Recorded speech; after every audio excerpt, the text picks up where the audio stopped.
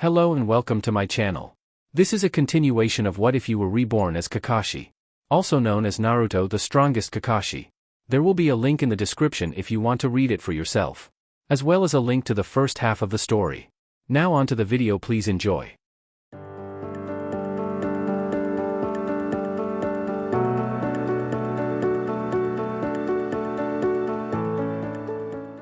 Chapter 335. Chapter 335 Before the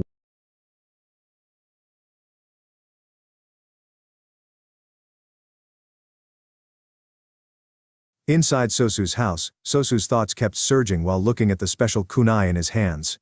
The future. What a distant term, but at this time it was placed in front of Sosu. Regarding Kakashi's words, Sosu was still dubious. If the village named Konoha really appeared in the future, Sosu would make the final decision. Let's make the clansmen stronger for now, Sosu sighed. Kakashi was sitting cross-legged on a high mountain next to the Hatake clan's residence. The natural energy around him is constantly pouring into his body. Suddenly Kakashi opened his eyes, expelling all the natural energy from his body. Weird, this Shikotsu Forest Senjutsu seems to be repelled by Ryuchi Cave Senjutsu and Mount Myoboku Senjutsu as soon as it enters the body. It is impossible to form a cursed seal with it. Kakashi frowned slightly. He didn't expect that after getting Shikotsu Forest Senjutsu, he would encounter such unlucky things. What is the problem? Kakashi was confused. At this moment, a message suddenly appeared in Kakashi's mind. Are the people from the Mizuoni clan going to act? Kakashi murmured. How could Kakashi not know that the so-called Aoshi had been investigating outside the Hatake clan's residence for so long? Kakashi deliberately let this Aoshi go back. Kakashi won't stay with the Hatake clan for a long time, so he planned to get the Hatake clan to fight once before he leaves. The Mizuoni clan are the best sharpening stone for the Hatake clan. Kakashi was afraid that the Mizuoni clan would be scared by him, so he lured the Mizuoni clan again through Aoshi's mouth. This will not only eliminate the biggest enemy of the Hatake clan right now, but also have the effect of training the clansmen, which is like killing two birds with one stone. As for whether the demise of the Mizuoni clan would affect the future situation, Kakashi had also thought about it. Kakashi has never heard about the Mizuoni clan in the future. It must mean that the clan has disappeared before the establishment of the 5 great shinobi villages, and it should not have much effect even if they are destroyed by the Hatake clan right now. What's more, judging from the current situation, there will be a war between the Hatake clan and the Mizuoni clan sooner or later. It seems that I must first prepare for the Mizuoni clan first. Let's hold down the Senjutsu's problem for the time being. Kakashi then left the mountain and returned to the Hatake clan's residence. Not long after Kakashi walked into the residence, he saw a familiar figure.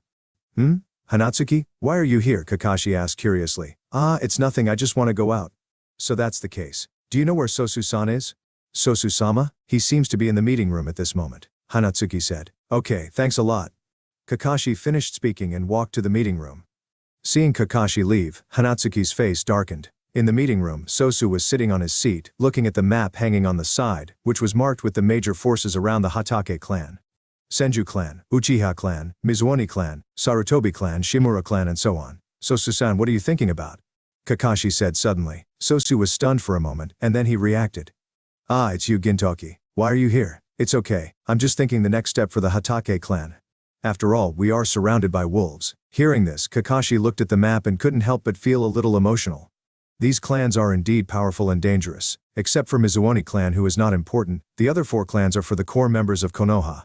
Sosu-san, don't think about it anymore. I have some information for you, Kakashi said. Huh? What is it? After 3 days the Mizuoni clan would once again attack our Hatake clan. What? How could it be? They have suffered heavy casualties last time. How can they have the courage to come here again? Sosu said in disbelief. The Mizuoni clan is a strong clan, even if a lot of people died last time, but their strength is still better than the current Hatake clan, Kakashi said. Sosu nodded solemnly and said, yes, although we got your sword technique, but our Hatake clan is still not strong enough to fight against the Mizuoni clan. Unless you help us otherwise. Sosu-san, my time is running out, so this time, I will help you stop a few experts from the Mizuoni clan, but you need to fight the other Mizuoni clan's clansmen yourself. The sword technique is for killing. Only during the killing can you understand the true meaning of that sword technique. Kakashi said, handing a scroll to Sosu. This is the rest of the Hatake clan sword technique. After you mastered all of these, you may be able to use the sword technique like me. Hearing this, Sosu solemnly took it and said, I understand, Gintoki. Sosu also understands that the Hatake clan cannot always rely on Kakashi. This war may be the new beginning for the Hatake clan. There are still 3 days, I hope that Sosu-san can grasp it well, Kakashi solemnly said. Yeah. On the public square, Sosu told the Hatake clan's clansmen about the upcoming war. The Mizuoni clan is already gathering manpower and will attack our Hatake clan again in 3 days. Tell me, what should we do? Sosu loudly said. Everyone looked at each other, all feels a little uneasy, and a few even showed a look of fear. At this time Nagaki stand up and say, "What is there to say? Is the Mizuoni clan thought that our Hatake clan is so easy to bully?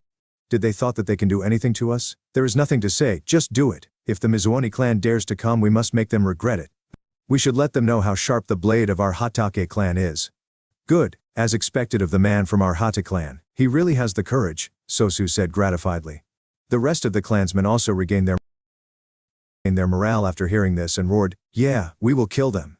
We will make the Hatake clan rise in fame." When Kakashi, who is standing in the distance, saw this scene, he nodded with satisfaction. Such a group of high morale people, when on the battlefield, will become the opponent's most feared enemy. 3 days later, the Mizuoni clan's residence. Mizuoni Sume said, "Aoki, you really want to go? You should take care of your injuries right now."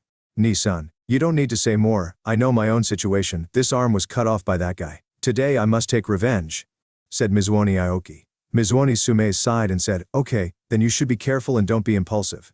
That Hatake Gintoki will die today. I, your big brother, will cut off his head and get your revenge." "Thank you, Ni-san, but I'll do it myself." "Good aspirations. It is what our Mizuoni clan should have. Get ready to go." "Yes, Ni-san."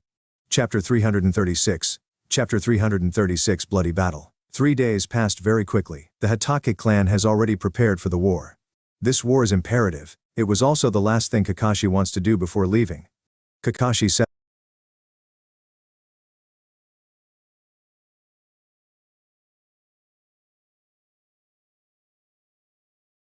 sat on the roof, thinking about tomorrow's events. Not far away, Hanatsuki met Kakashi and she left in strange manner. Kakashi also discovered that recently Hanatsuki seemed to avoid him deliberately. Kakashi didn't care either, after all, it might be a good thing. It's almost time. After finishing the Mizuoni clan, I should go to the Ryumiyaku vein. After all, my purpose of leaving Konoha this time is for the Sharingan. Kakashi murmured and then went back to his room to sleep. Early the next morning, a scout from the Hatake clan stormed into the meeting room. "Clan head, Gintoki-sama, all the Mizuoni clan's clansmen have been dispatched, and now they have entered the territory of our Hatake clan." "Are they really here?" Sosu murmured. "Are they going all out this time? It seems that this Mizuoni clan is serious this time," Kakashi said with a smile. "Then let's act too." Sosu let out a long sigh and said. Kakashi nodded. They are notified in advance, so things went on smoothly. The two clans meet again, and the location is the same as the last time. "Hatake Sosu, today, your Hatake clan will be removed from this world," Mizuoni Sume said coldly. Mizuoni Sume, the last time our clan fight, I recalled that it was your clan who was running with their tails between their legs, but now I see you still dare to come again," Sosu said. At this time Mizuoni Aoki stepped forward and said, "Hatake Sosu, do not think that just because there is an additional brat of unknown origin, you can act so arrogant. Let me tell you, the weak will always be weakling." Arrogant," Sosu angrily said. Kakashi said. Sosu-san calmed down, hearing this quieted down and said, "I know." "Are you Hatake Gintoki?" said Mizuoni Sume. "Ni-san, this guy is the one who cut off my arm," said Mizuoni Aoki. "It's me, is there anything you need?" Kakashi said nonchalantly. If it hadn't been because he was wounded, Mizuoni Aoki wouldn't have just lost an arm.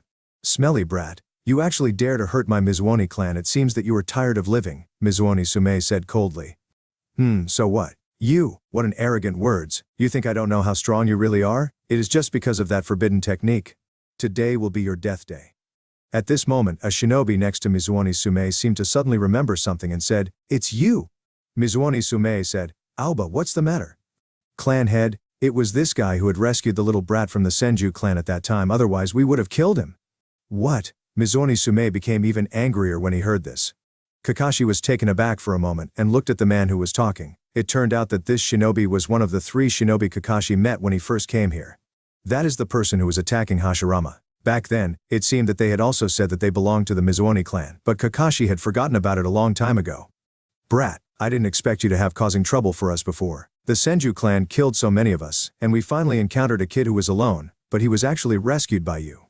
"Damn it. Just stop talking. Come on, your Mizuoni clan will disappear." Kakashi doesn't want to talk with these people anymore, and wanted to finish this war quickly. "As you wish, let's go," Mizuoni Sume shouted, and the 5 shinobi including him directly surrounded Kakashi. Kakashi chuckled softly and said, "5 jonin, I think that it is not enough." Brat, you should stop being so arrogant. The side effects from when you used the forbidden technique back then mustn't have completely healed yet, right? 5 people are enough. Mizuoni Sume said proudly, feeling the victory is within his grasp. Kakashi sneered and said, "Who told you that I used a forbidden technique or it have side effects? It's ridiculous." At this moment the Millennium Sword instantly appeared in his hand, and his aura continued to become stronger. Everyone present was shocked. How is it possible? Mizuoni Sume was horrified. He had never seen such powerful aura before. Kakashi then said to Sosu, "Sosu-san, leave these 5 people to me. You and the other clansmen should take care of the others." Sosu nodded. Raising the sword in his hand, he said, "The clansmen of the Hatake clan, the beasts of the Mizuoni clan are right in front of you right now. Over the years how many of our companions have died in their hands, today we will make them pay it back. Kill." At this moment the two sides of the shinobi clashed, fighting each other or joining forces in twos. The scene was chaotic. After a while, one person started to fall. Kakashi turned to look at the 5 people surrounding him, and said with a smile, "They have started. It seems that we should start too." The 5 people looked at each other in dismay. They didn't know why, but they all had a bad premonition, and this premonition is very strong. "How could you be okay? You obviously were injured by using a forbidden technique. You must be pretending right now. Your IQ made me very disappointed. Did you really think that I wouldn't find the spy trying to find information near our territory for more than a month?" "What?" Mizuoni Sume was shocked. If he found Aoshi, then how could Aoshi go back? But Aoshi did indeed go back, that means. Damn it, I got tricked. It seems that you already understand. It looks like you are smarter than your younger brother. Kakashi looked at Mizuoni Sume and smiled. Mizuoni Sume looked terrified and said, "Did you deliberately lure us to come?" "Yes, you guys are really annoying, so it's better if I use you guys to train the Hatake clan." Kakashi's voice barely fell when suddenly a head was flying in the sky. The head belonged to Aoba, who had just recognized Kakashi. "What? How come he is so fast?" Mizuoni Sume was shocked. "The first one. Kakashi is like a grim reaper that is ready to reap their lives." Slash. Another head is flying. "The second one. No, you are not a human." Mizuoni Sume turns pale with fright. He can't see Kakashi at all, but people die one by one. It should be known that these people are the strongest shinobi of the Mizuoni clan. Originally he intended to rely on these people to lure Kakashi to use the forbidden technique, so that he could deal with it calmly. But now in this situation, there is no forbidden technique, but his people was cut one by one. "The third one." The cold voice rang again, leaving only Mizuoni Sume and Mizuoni Aoki. At this time, the hearts of both of them are full of fear. With 3 heads flying up into the sky and 3 shinobi are leaving this world, Kakashi's voice remained unchanged. "The next one is you." No, my lord, please let us go. We are willing to become the subordinates of the Hatake clan." Mizuoni Sume quickly begged for mercy.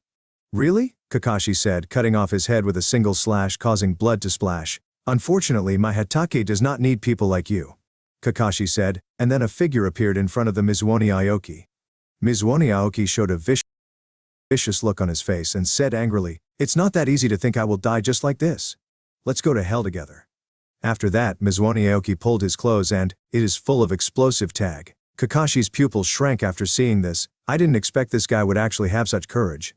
But I'm afraid this is not enough. His left eye changed and Mangekyo Sharingan emerges. Kamui. Kakashi directly transferred the explosive tag on Mizuoni Aoki's body into another space.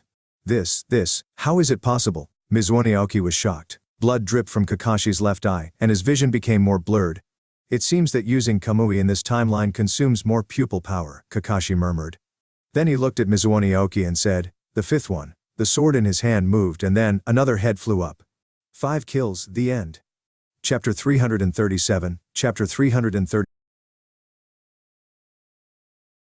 After Kakashi killed those 5 shinobi, he wiped the blood from the corner of his eye and looked at the battlefield. The 2 clans are still fighting hard. The Hatake clan is the one who has the upper hand. After Kakashi's training, these people have obviously made great progress. However, this is only the beginning. With the continuous mastering the Hatake clan sword technique, their strength will continue to improve. The battlefield is full of blood. This is war. Swinging the sword, defending, and sudden use of ninjutsu, every confrontation will leave blood. Not good. The clan head is dead. The people of the Mizuoni clan have been watching the battle on Kakashi's side. When they saw that the 5 experts of their clan are all died, fear spread among the Mizuoni clan. In less than half an hour the war came to an end. The Mizuoni clan is almost completely annihilated. The members of the Hatake clan stood still for a while. They have been oppressed by the Mizuoni clan for so many years. This is the first time they have achieved a complete victory in a true sense. But perhaps the victory came so suddenly that it made them feel that they are dreaming at this time. Some people are sobbing in a low voice after they understand this hard-won victory is not a dream. Sosu's expression was equally excited. The sword in his hand trembled slightly, and the shame he had suffered over the years seemed to have finally disappeared. "We won," Sosu shouted excitedly. The voice echoed on the empty battlefield, reaching every Hatake clan's member's ears. "Yeah, it's our victory. Victory that is worth celebrating. Victory, victory, victory." The original silent battlefield then starts to become louder and louder. The victory they have been dreaming all this time is finally happening. Sosu walked towards Kakashi and solemnly said, "Gintoki, thank you very much. Without you there would never be this victory." Kakashi smiled and said, "You're welcome, Sosu-san. After all, this is what I should do."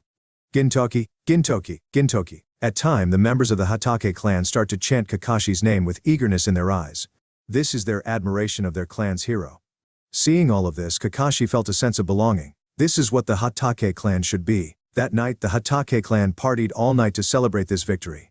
Of course, there is never a lack of vigilance. There are too many stories of extreme joy turns to sorrow, and Kakashi will not make such mistakes. A huge bonfire illuminates the night of the Hatake clan's members. They drink and compete and entertain themselves. It feels like they are not living in chaotic times but is singing and dancing in prosperous times. Kakashi watched all of this silently, with joy in his heart.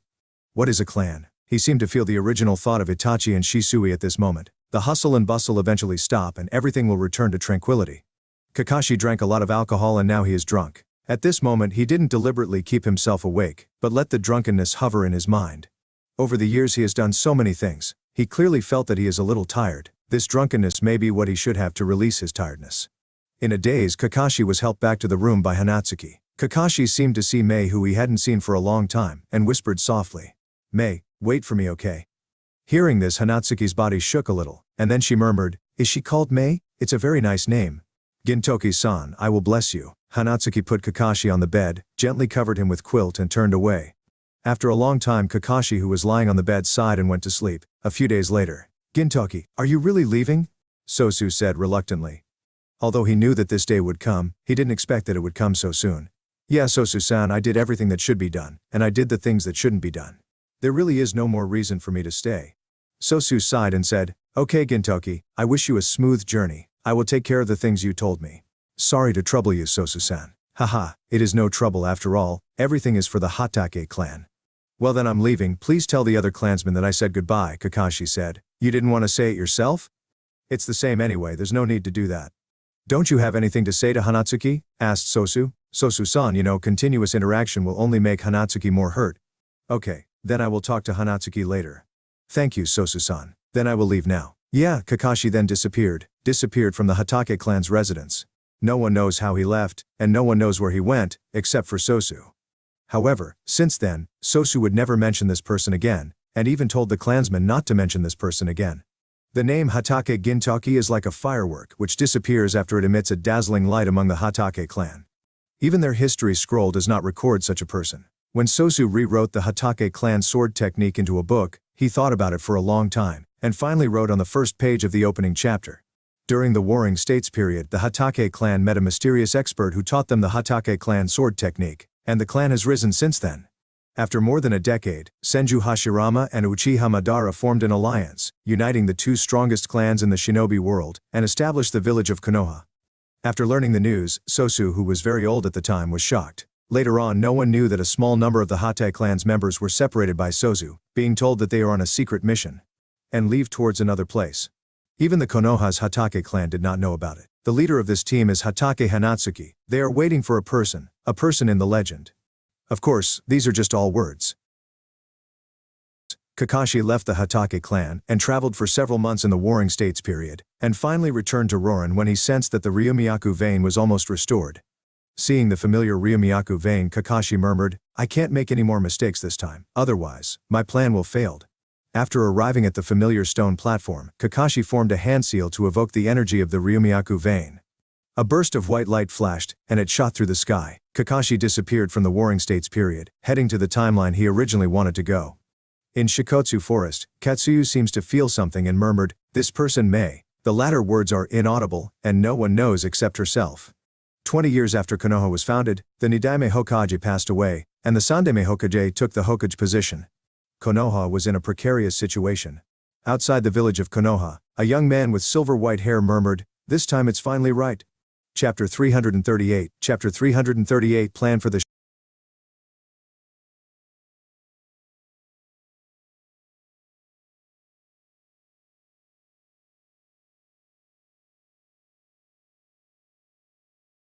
After the Ryumyaku vein regained its energy, Kakashi left the Warring States period and traveled to the timeline he originally wanted to go.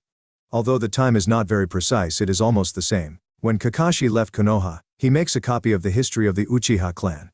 Of course, Kakashi is not very interested in the history of the Uchiha clan, but he wants to know the situation of a certain person. This person is the father of Obito, Uchiha Mikaze. Uchiha Mikaze, Obito's father, should be 16 years old this year.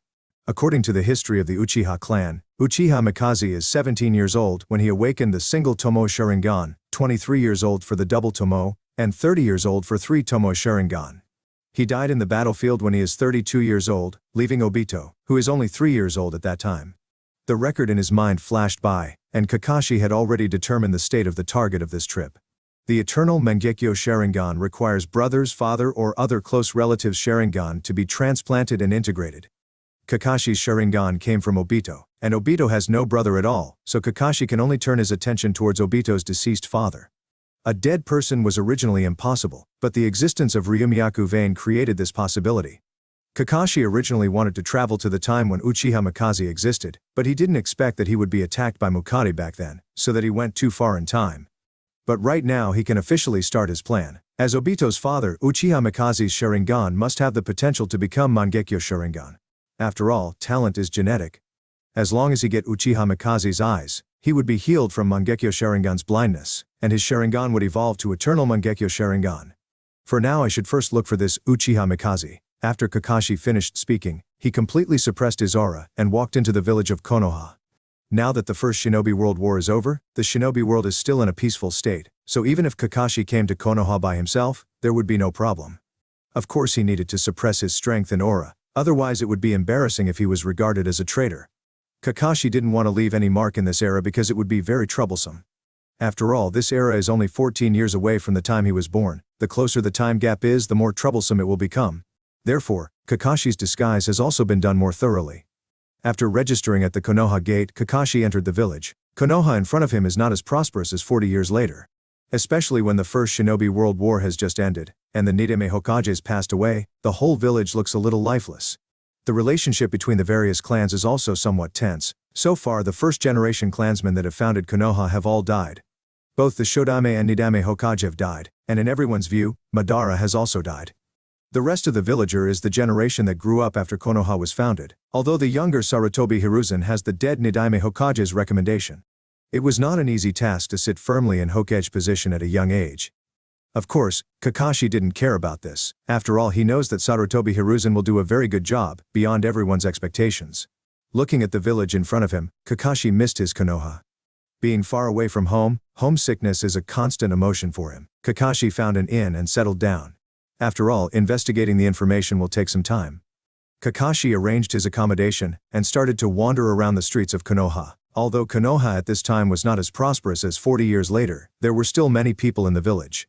In addition to the villagers itself, there are also travelers, merchants and missions clients. Konoha is the largest shinobi village in the shinobi world. So there are not only a few people who would come to travel to Konoha. Of course, when someone wants to come here, they have to go through some inspections, so it is very difficult for the spies to get inside Konoha. As for why Kakashi was able to come in, it is because he has the ability to do so. At his level, it is easy for him to go to Konoha undetected. Kakashi originally wanted to go to Ichiraku Ramen for a meal, but when he went to the place, he found that there was no Ichiraku Ramen at all. But after thinking about it, he recalled that Tochi is still a child at this time. At this moment, a figure passed by Kakashi. Kakashi turned to look and was taken aback. It was a boy with silver white hair. Although his face is a bit cold, he is extremely determined. Beside him there is a boy and a girl of similar age. The girl said, "Today's mission is finally completed. It's all thanks to Sakumo, otherwise we would be in danger." The other boy said, What is great about it, I can do it too. Haha Kamai, are you not convinced? The boy said, "No way. Well, I'm starving to death. Let's not talk about this, Sakumo, shall we have dinner together?" said the girl. The silver-haired boy then answered, "No, there's still something I need to do, so I will leave first." After the boy finished speaking, he leaves. That guy is really indifferent," said the other boy. "Well, Sakumo's personality is just like that. Then let's go eat," the girl said. When the two left, Kakashi had already retracted his gaze. Is that how father was like when he was young? He's really cold. Kakashi chuckled. After that, Kakashi left. In the third training field, Sakumo is constantly slashing his sword and practicing his swordsmanship. It's not fast enough. The first essence of the Hate clan sword technique is speed. My speed right now is still not enough. Sakumo yelled. The sword in his hand was constantly hacking as if flashing around in the training field. After a long time, Sakumo stopped and sheathed his sword. Yo, Sakumo, still practicing? You are really hardworking. A gentle voice sounded, and Sakumo froze for a moment and then turned to look. He then saw a handsome young boy standing at the side with a smile on his face. The most conspicuous thing is the clan emblem on his clothes that looked like a ping-pong racket. He's a member of the Uchiha clan. Mikaze, why are you here? A smile appeared on Sakumo's cold face. Of course I'm here to train. I invented a new move. Do you spar now? The boy called Mikaze said with a smile. Oh, come on then, Sakumo said with a playful smile on his face. Hey, this time I will definitely defeat you. After Mikaze said that, 8 kunai suddenly appeared in his hand, and then he moved his hands and threw all of them out. Your shuriken jutsu seems to have improved. Sakumo smiled and drew out his sword. Ding ding ding, all of the kunai was blocked. Seeing this, Mikaze said uncomfortably, it's not over yet. Sakumo saw Mikaze's hand move slightly, and then, the kunai that were blocked before moved again. This is steel wire? Mikaze yelled softly, take this, manipulated shuriken technique. All of the kunai move again, and then flew towards Sakumo from all direction. Success, Mikaze joyfully said. Unexpectedly in the next moment the sword in Sakumo's hand turned into afterimages, and all these kunai was blocked and landed to the ground. Huh? It has failed again, Mikaze said in a daze. Sakumo's figure disappeared, and then appeared behind Mikaze. He then whispered, Mikaze, your attack is too dangerous, I have to retaliate. At the time when Mikaze was stunned, the corner of Sakumo's mouth was slightly tilted, and his sword scabbard hit Mikaze. Mikaze's expression changed, and he flew away. Sakumo, you bastard! Chapter 339. Chapter 339. That person is Uchiha Mikaze? I didn't expect father would have such a good relationship with Obito's father. Not far away, Kakashi, who had hidden his body, watched this scene silently, feeling quite moved in his heart. Sakumo and Mikaze, Kakashi and Obito. It's unknown if they count as a kind of fateful reincarnation. I have found Uchiha Mikaze and now I just need to look for an opportunity. Right now Uchiha Mikaze's Sharingan should have not been awakened yet, so I need to find a way to awaken it.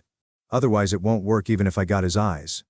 Kakashi's plan is simple. It is to get Uchiha Mikaze's Sharingan. Of course, if he wants to wait for Uchiha Mikaze to awaken Mangekyo Sharingan to take his eyes, there would definitely no time. There is no time for him to awaken Mangekyo Sharingan, but there is still time if it is only Sharingan. Kakashi also worried that if Uchiha Mikaze hasn't awakened his Sharingan, his eyes wouldn't be able to be used by Kakashi. So, what he can do right now is obviously to awaken Uchiha Mikaze's Sharingan and then take it. At that time Kakashi will transplant Uchiha Mikaze's ordinary Sharingan on his body, and use his self to evolve the Sharingan into a Mangekyo Sharingan.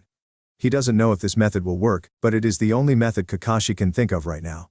In order not to cause any impact of the timeline, Kakashi had already prepared a pair of Sharingan, so even if he takes Uchiha Mikaze's eyes, he would not be blinded. After all, this is Obito's father. Even in Obito's memories he is just a dead person, so there's no one would know that his eyes have been changed. It seems that I would stay in Konoha for a while, Kakashi murmured. If Kakashi wants to do anything to Uchiha Mikaze, he naturally can't do it in Konoha, otherwise there may be an accident. Therefore Kakashi needs to wait for Uchiha Mikaze to take out the mission outside the village before he can act. Fortunately, Uchiha Mikaze is already a chunin at this time, so it won't be long before he takes a mission to go outside the village. So what Kakashi has to do at this time is to wait. After looking at Sakumo and Mikaze in the third training field one last time, Kakashi turned and left. There is still a lot of time, so I'm not in a hurry. After Kakashi had just left, Sakumo frowned and looked at the place where Kakashi was originally been, but he saw no one there. Strange, why did I have a feeling of being spied just now?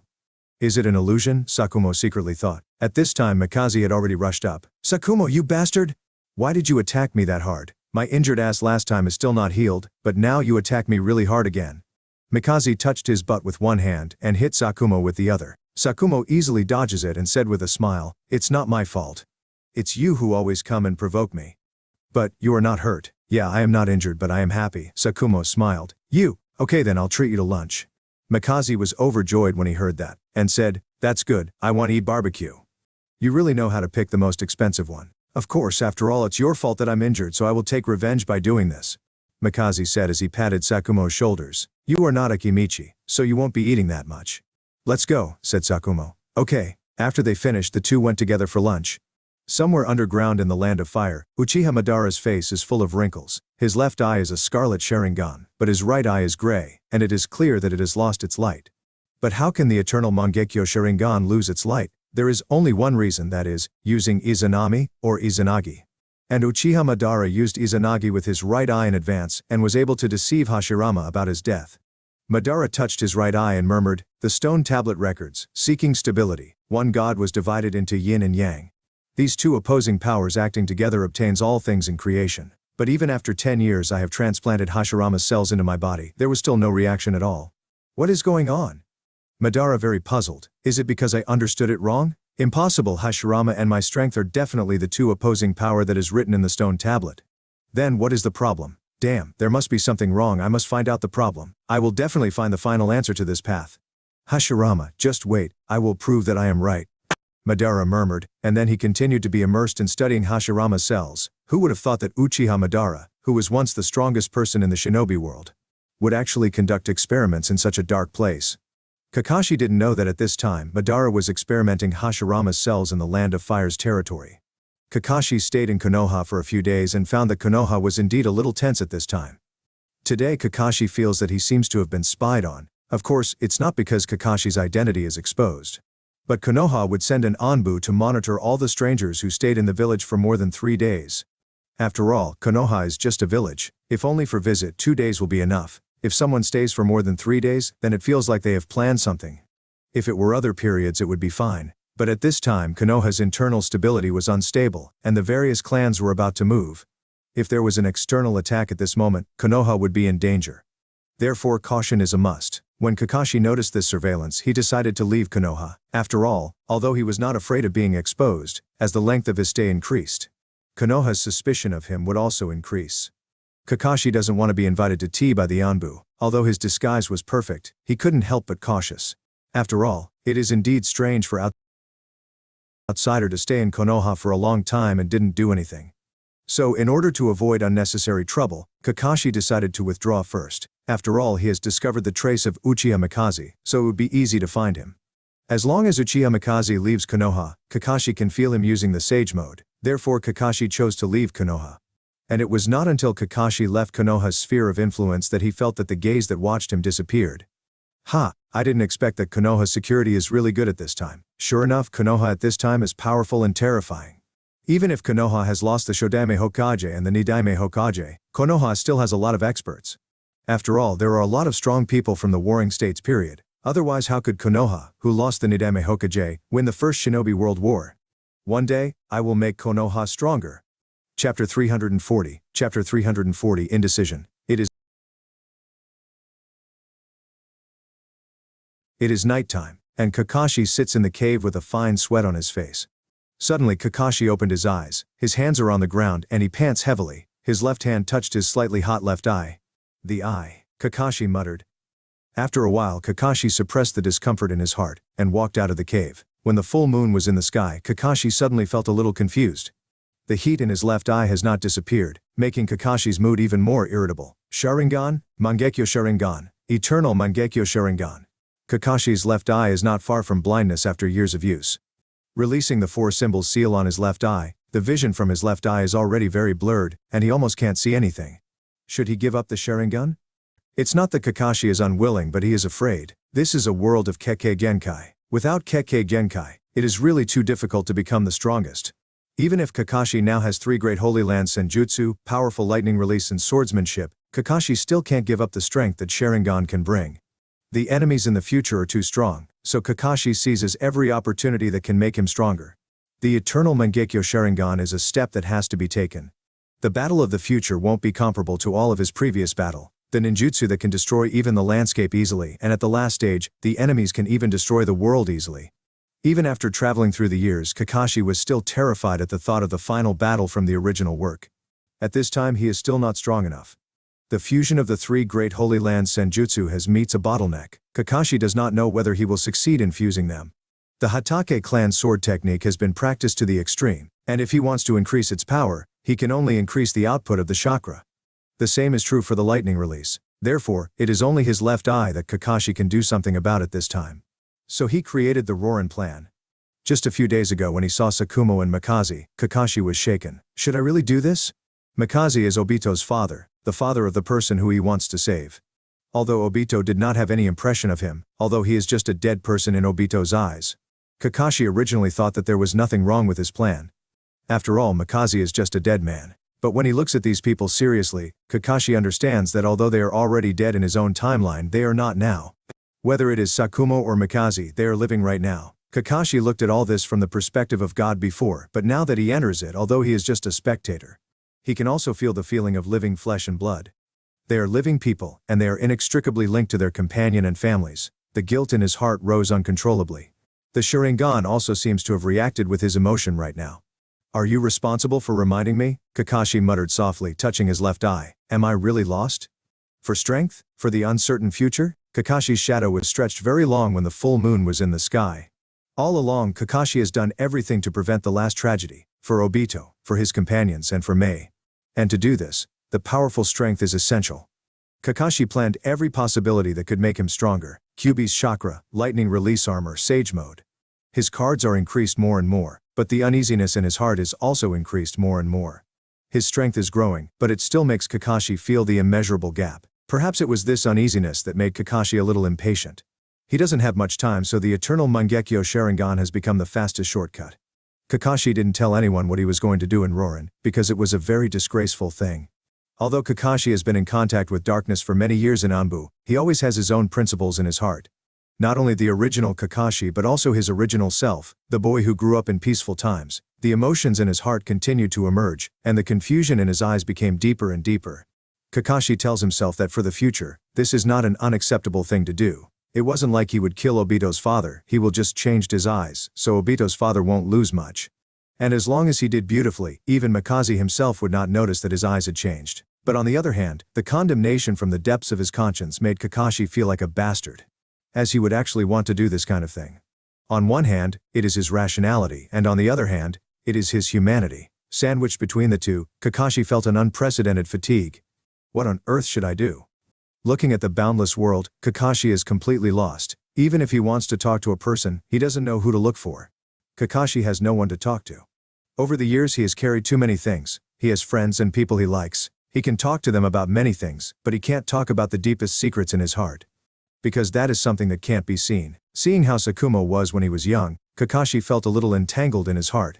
Should he save him by himself? But, how to save him? Did the legendary White Fang really die because of the pressure of public opinion? Kakashi does not believe it. The legendary person on the battlefield died just because of rumors? That is a joke. So why did the White Fang die? Kakashi doesn't know because no one knows. Even Danzo doesn't know about it. The original reason why Danzo spread the rumors is in order to make Sakumo lose his reputation and lose the chance to become the Hokage. However, Sakumo has chosen such a path which exceeded everyone's expectations. Therefore, even if Kakashi wanted to save Sakumo, he doesn't know where to start. On one hand is his own father, and on the other hand is Obito's father. These two problems are the two big mountains in front of Kakashi at this time. To do, or not to do. If I don't do it, can I become strong enough to face the future enemies? But if I do it, will I cast of my humanity? For a while, even the intelligent Kakashi didn't know what to do. Past and future, strength and conscience. Kakashi hopes that someone can help him at this time, but he knows that it won't happen. All of these heavy things, in the end, he still needs to unravel it himself. With his hands behind his back, Kakashi's tide-like emotion was gradually reduced by Kakashi. Sacrifice, salvation, conscience, principle. Everything slowly flowed through Kakashi's heart.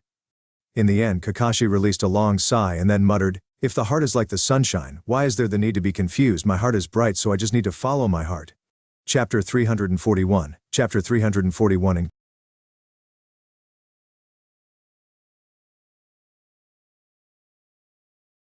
On a sunny day, Uchiha Mikaze's team took a mission to go out of the village, and this is the opportunity Kakashi has been waiting for. "Sanden-sensei, where are we going this time?" Mikaze asked curiously. "Mikaze, our mission this time is to go to the land of Bear to take a confidential document. It is an A-rank mission, so we need to be careful," Sanden said. Hearing this, Mikaze became a little excited and said, "A rank mission? It is a long time since I have done one." "Mikaze, don't be so excited. The A rank mission is very dangerous." Almaru said, "What's so dangerous about it? Our team has a Jonin and 3 Chunin, so it would be easy for us to complete the A rank mission," Mikaze said with some disapproval. For an A rank mission, their team configuration is indeed good enough, so it may not be difficult for their team to complete the mission. Therefore, it is not surprising that Mikaze has such confidence. "It's always right to be careful," Almaru said. "You brat is always like this. For my Uchiha clan, the AA rank mission is just a small mission," Mikaze said proudly. As a member of the Uchiha clan, Mikaze has his own pride. In other words, every Uchiha clan's clansmen have their own pride. It's just that some are arrogant, even if they don't have the strength to back up their pride. Are you not ashamed to say that you belong to the Uchiha clan? You even haven't awakened the Sharingan until now," Almaru said disdainfully. Mikaze blushed when he heard this, and then he said angrily, "What do you say? I will awaken the Sharingan sooner or later. As soon as I awaken it, my eyes will become the most reliable helper for the team. At that time, defeating a Jonin is not an impossible thing." You always say that, but you haven't awakened it even after all this time," Almaru said contemptuously. Okay, you two should stop now. We're on a mission right now, so stop arguing like that." The only kunoichi on the side couldn't stand their arguments anymore, so she stops them. I will let you go as Chitose told us to stop," Mikaze said arrogantly. "That is what I should say," Almaru said angrily. The two coldly snorted at each other before they stopped talking. Both Chitose and Sandan couldn't laugh when they saw this. They already saw this scene a lot of time, as both of these two guys have been in the same team for more than 4 years, and they are always arguing. However, it's not that the relationship between these two is not good, it's just that the way they get along is different from others. "Okay, focus, we need to be careful in the road," Sandan said. At this time, the First Shinobi World War had just ended, so it was inevitable that there would be some bandits and mimicking 9 along the way. The 4 of them shuttled through the forests, and just not far from the 4, a figure silently followed after them. "Have you finally come?" Kakashi muttered to himself, with an expression that is hard to understand on his face. Kakashi is following behind the 4, but he didn't have the slightest plan to make a move. He is still thinking about something. Sandan feels a bit uneasy today, and he feels that something big is going to happen. But he didn't have any clue. It's just his Jonin's intuition, as there seem to be a lot of twists and turns on this road. Therefore, on this road, Sandan adjusts his alertness to the highest level to prevent sneak attacks on the road. The 3 Chunin didn't feel anything like what Sandan feels. They just felt that this mission is really suitable for them. During the First Shinobi World War, they had been on the battlefield, and the tension back then was incomparable to what they are doing right now. After the war, there was no passion for the missions they accepted. The 3 have long been bored. And this A-rank mission has reignited their enthusiasm. "This time I must show off my talent," Mikaze secretly thought in his heart. With no troubles on the way, the team successfully arrived in the land of Bear, obtained the confidential documents, and then returned on the way back to Konoha. "Isn't this mission too simple? Nothing happened along the way," Mikaze complained. "Idiot, for this kind of mission the return journey is the most dangerous time," Almaru said. "Who are you calling idiot?" Mikaze said angrily. "Okay, stop arguing you two. Almaru is right, this is the most dangerous time of this mission," said Sandan. "Why is that so, Sandan-sensei?" Mikaze asked in confusion. Sandan then answered, "I am afraid that there are many people who want to get this confidential document. Now when we are bringing it back, many people will try to stop us. Now is the beginning of the danger. We can't take it lightly, otherwise I'm afraid we won't be able to return to Konoha." Sandan's words hit the 3 Chunin's hearts like heavy hammers, and the 3 Chunin turned serious. At this moment, they finally understand the real danger of this mission. Mikaze's nerves tightened for a moment, and then he shouted, "Sandan-sensei, don't worry, whoever dares to come, I will let them know how powerful Uchiha Mikaze is." As soon as Mikaze said this, Almaru and Chitose's emotions were relieved in an instant. A smile appeared on Sandan's face. This Mikaze always has the ability which can make people's tension instantly disappear. "Oh, that's very interesting. Let me see how strong the member of the Uchiha clan is." A cold voice quietly echoed in the ears of everyone, and in the next moment, Mikaze feels that there is a kunai on his throat, and he can be killed in an instant. As the kunai is about to be cut his throat, the hand holding the kunai is firmly grasped by Sandan. "You finally reveal yourself," Sandan said coldly. "Oh, I didn't expect to be discovered, it's really a shame." The figure gave up Mikaze, lifted his right hand, and sent a kunai towards Sandan's throat. You must be delusional if you thought that this kind of attack would succeed." Sandan quickly pulled out a kunai with his left hand and blocks the enemy's kunai with it. Ding! With a soft sound, the kunai was blocked. "Times," said the figure, and then he turns into a phantom and disappearing from that place. Sandan quickly shouted, "Third formation!" The three Chunin stood back to back after hearing Sandan's words, while Sandan stood in front of the three. "Mikaze, are you okay?" asked Almaru. Mikaze shook his head and said, Be careful, the enemy this time is very strong." Almaru nodded. He knows Mikaze's strength very well. For the figure to silently put his kunai on Mikaze's neck, Almaru knew that the enemy's strength is at least at Jonin level. Had it not been for Sandan to act quickly, Mikaze would have already dead by this time. The figure slowly appeared not far away, and his forehead protector has revealed his identity. Sandan frowned and said, "Iwagakura's shinobi?" Chapter 342, Chapter 342.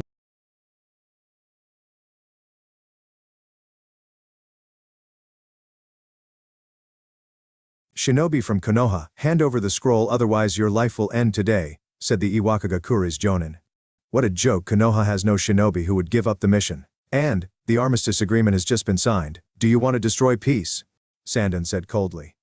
"Peace? Haha, do you think that your life and death can affect the war? Besides, if you all died here, how will people know that I'm the one who do it?" The Iwakagakura's Jonin said with a sneer, "Damn it, since you don't want to hand it over, then I will send you to hell," the Iwakagakura's Jonin said as he takes out a kunai from his bag. Seeing this, Sandan raised his alertness, and at the same time he whispered to the three Chunin, "You three should be careful. There is no way that for the enemy to be alone, the rest of the enemies must still be waiting to ambush us. I will deal with this person, and I want you three to increase your alertness." "Okay," the three Chunin nodded solemnly. They are all people who had been on the battlefield before. Although they were only in the rear back then, they still knew the cruelty of the war, and knew what they should do. At this moment, Sandan and the Iwakagura's Jonin have already clashed. They are Jonin, so the two are evenly matched at this time. "Almaru, your perception is the best among us. Can you feel the position of the other enemies?" Mikaze whispered. Almaru closed his eyes and his ears moved. After a few seconds he shook his head and said, "No, I can't feel it. I guess they are using Iwagakura's secret ninjutsu. This ninjutsu concealed their position. With my perception, I can't find out their position. Damn it, we are just a burden. Sandan-sensei is protecting us and can't use his full strength. Right now he barely tied with that Iwakagura's Jonin, but after a while I am afraid that he will be defeated," Mikaze said angrily. Chitose and Almaru looked dark when they heard this, and they all knew that what Mikaze said made sense.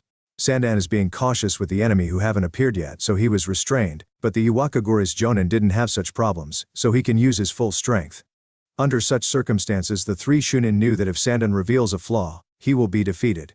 Mikaze said, "No, it can't go on like this, I'm going to help. At any rate, we are also a Chunin. We are no longer a Genin who needs Sandan-sensei's protection to survive."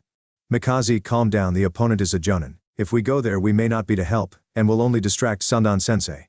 Almaru said, "Almaru, I understand what you said, but at this time Sandan-sensei is already distracted.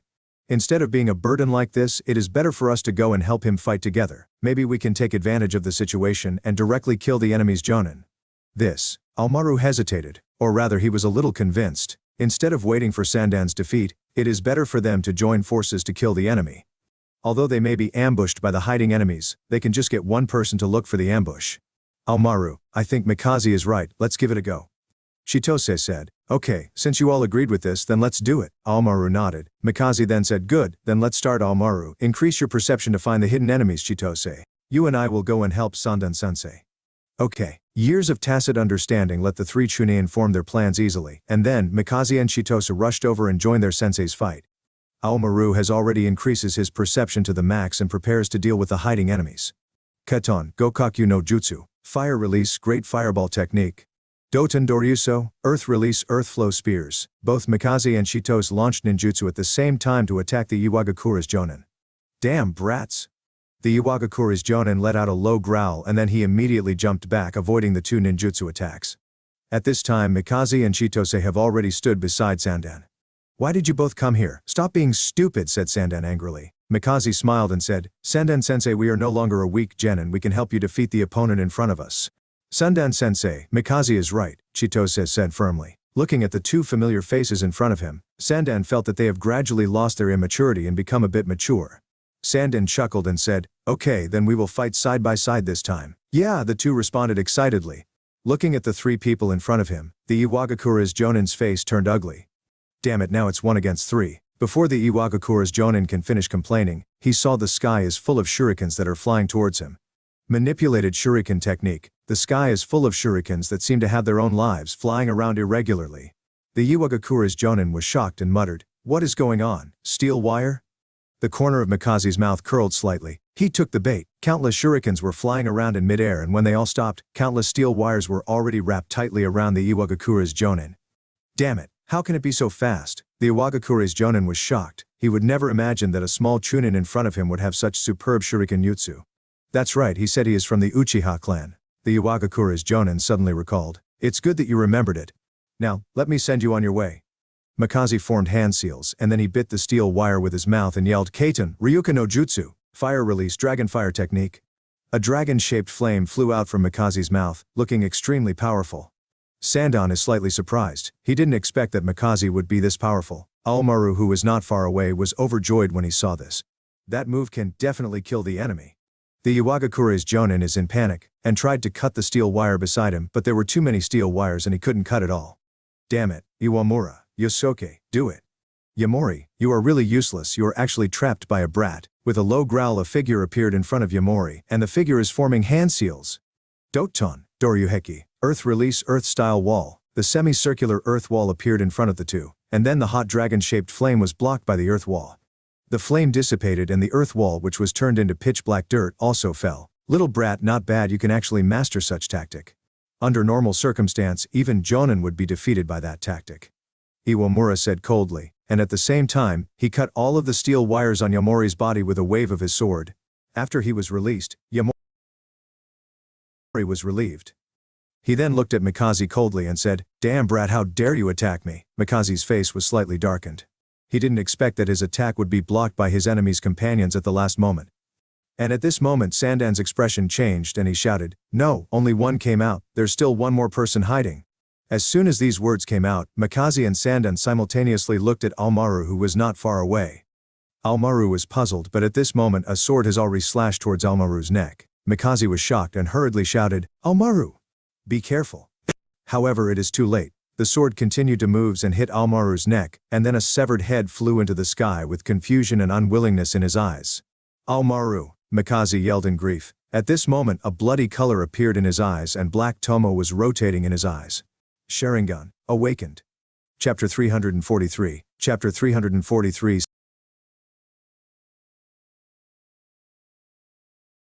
Yosuke holds a sword which is covered with blood in his hand, and this blood belonged to Aomaru. Aomaru's momentary loss of focus when he saw the appearance of the other enemies coupled with Yosuke's sneak attack, is the reason why he was killed so easily. What a stupid little brat, haha. Yosuke looked at the headless body and sneered. You bastard! Mikaze gritted his teeth and roared, holding a kunai in each of his hands he rushes towards Yosuke. Sandan wanted to pull Mikaze back but found that Mikaze's speed seemed to have suddenly become much faster. When he tried to catch him, it was already too late. Mikaze, be careful. Seeing that Aomaru was killed, Sandan felt equally sad, but this was not the time to mourn the dead. As a jonin, Sandan has seen too many deaths. What he has to do at this time is not to be sad, but to defeat the enemies in front of him. But seeing the enemies in front of him, Sandan's heart sank slightly. The enemies are actually 3 jonin. On his own side a chunin has already died, 3 against 3, but their strength is disproportionate. Oh? It seems that Yosuke has killed a chunin. Yamori, do you want this jonin, or do you want that chunin kunoichi? Iwamura asked. Of course it's the jonin. There is still no conclusion between me and him. Okay, then I will leave him to you. Don't ask me to save you again later, it's really embarrassing. Don't worry, it's impossible. Sandan's heart sank deeper when he saw this, and then he glanced at Chitose. At this time Chitose has just witnessed the death of Aomaru, so her heart was unstable. If she fights against a jonin at this time, Sandan knew that she will not be able to hold on even for a minute. Damn it, if this continues the entire team will be wiped out. Chitose, now is not the time to be sad. If we don't kill the other party, we will all die here, Sandan shouted. Hearing this, Chitose's body shook a little, and then she instantly suppressed her sadness and said, Sandan-sensei, I understand. Haha, there is no use even if you are careful, shinobi of Konoha. No matter how careful you are, this place will be your grave. Iwamura said with a sneer. Iwamura, don't talk nonsense with them, just kill them, Yamori said as he pulled out a kunai again, and clashed with Sandan. Haha, this guy is really impatient. Yankun chuckled lightly and cast his gaze on Chitose. Little girl, it is a pity that your opponent is me. Chitose was nervous but she still calmed her heart and was ready to fight. She knows very well that she has no chance of winning in one-on-one battle against a jonin, so all she can do is to delay for time. She needed to wait for Sandan or Mikaze defeated their opponents to help her. But can Mikaze really beat his opponent? Chitose doesn't know, so she can only hope. Mikaze is fighting against Yosuke at this time. As soon as the Scarlet Sharingan was awakened, it was as if Mikaze has evolved, and his overall strength has risen by a lot. Therefore, even if his opponent at this time is a Jonin, he can still fight evenly. Yosuke became more and more frightened as he fought. This kind of strength is definitely not something that a Chunin can have. When he saw Mikaze's Scarlet Sharingan, Yosuke exclaimed, "Sharingan." Mikaze did not care about this. Although the Sharingan which he had been dreaming for so many years has finally awakened, the price is actually the death of Aomaru. For Mikaze, this result is absolutely unacceptable. At this time there is only hatred in his heart. "Go to hell," Mikaze roared, and his movements are getting faster and faster. The two kunai are dancing beautifully and Mikaze's hands clashing with Yosuke's sword again and again. "Little brat, don't think that you can be arrogant just because of the Sharingan. You are still far away from matching my strength," Yosuke said angrily, and the sword in his hand began to dance constantly. The sword and the kunai then collide again and again. After seeing that he couldn't defeat Yosuke quickly, Mikaze gradually calmed down. "Damn, I can't delay any longer. Chitose over there is already confronted by the opponent's Jonin. It seems that she will not last long. If I can't defeat this guy quickly, I am afraid that Chitose will be in danger. No, Aomaru is dead, so I absolutely can't let anything happen to Chitose." After thinking about this, Mikaze's expression became extremely solemn, but the movements of his hands remained undiminished. "Little brat, you sure can fight well, but your companion may not have such a good luck. That Iwamura is very strong." Yosuke obviously also saw Mikaze's worry, so he started to attack him psychologically. Chitose is not that simple, so she won't lose. The next person who will die is you," Mikaze said, and then he widened his eyes and the black tomo began to spin. Yosuke was startled and secretly thought, "Damn, it is a genjutsu." Seeing that Yosuke's movement became sluggish, Mikaze was overjoyed, and then the kunai in his hand was directly stabbed into Yosuke's heart. "Arg!" Yosuke screamed as his heart was stabbed. Hearing this, Iwamura was surprised. "That idiot Yosuke, how can he be so careless when fighting against someone from the Uchiha clan?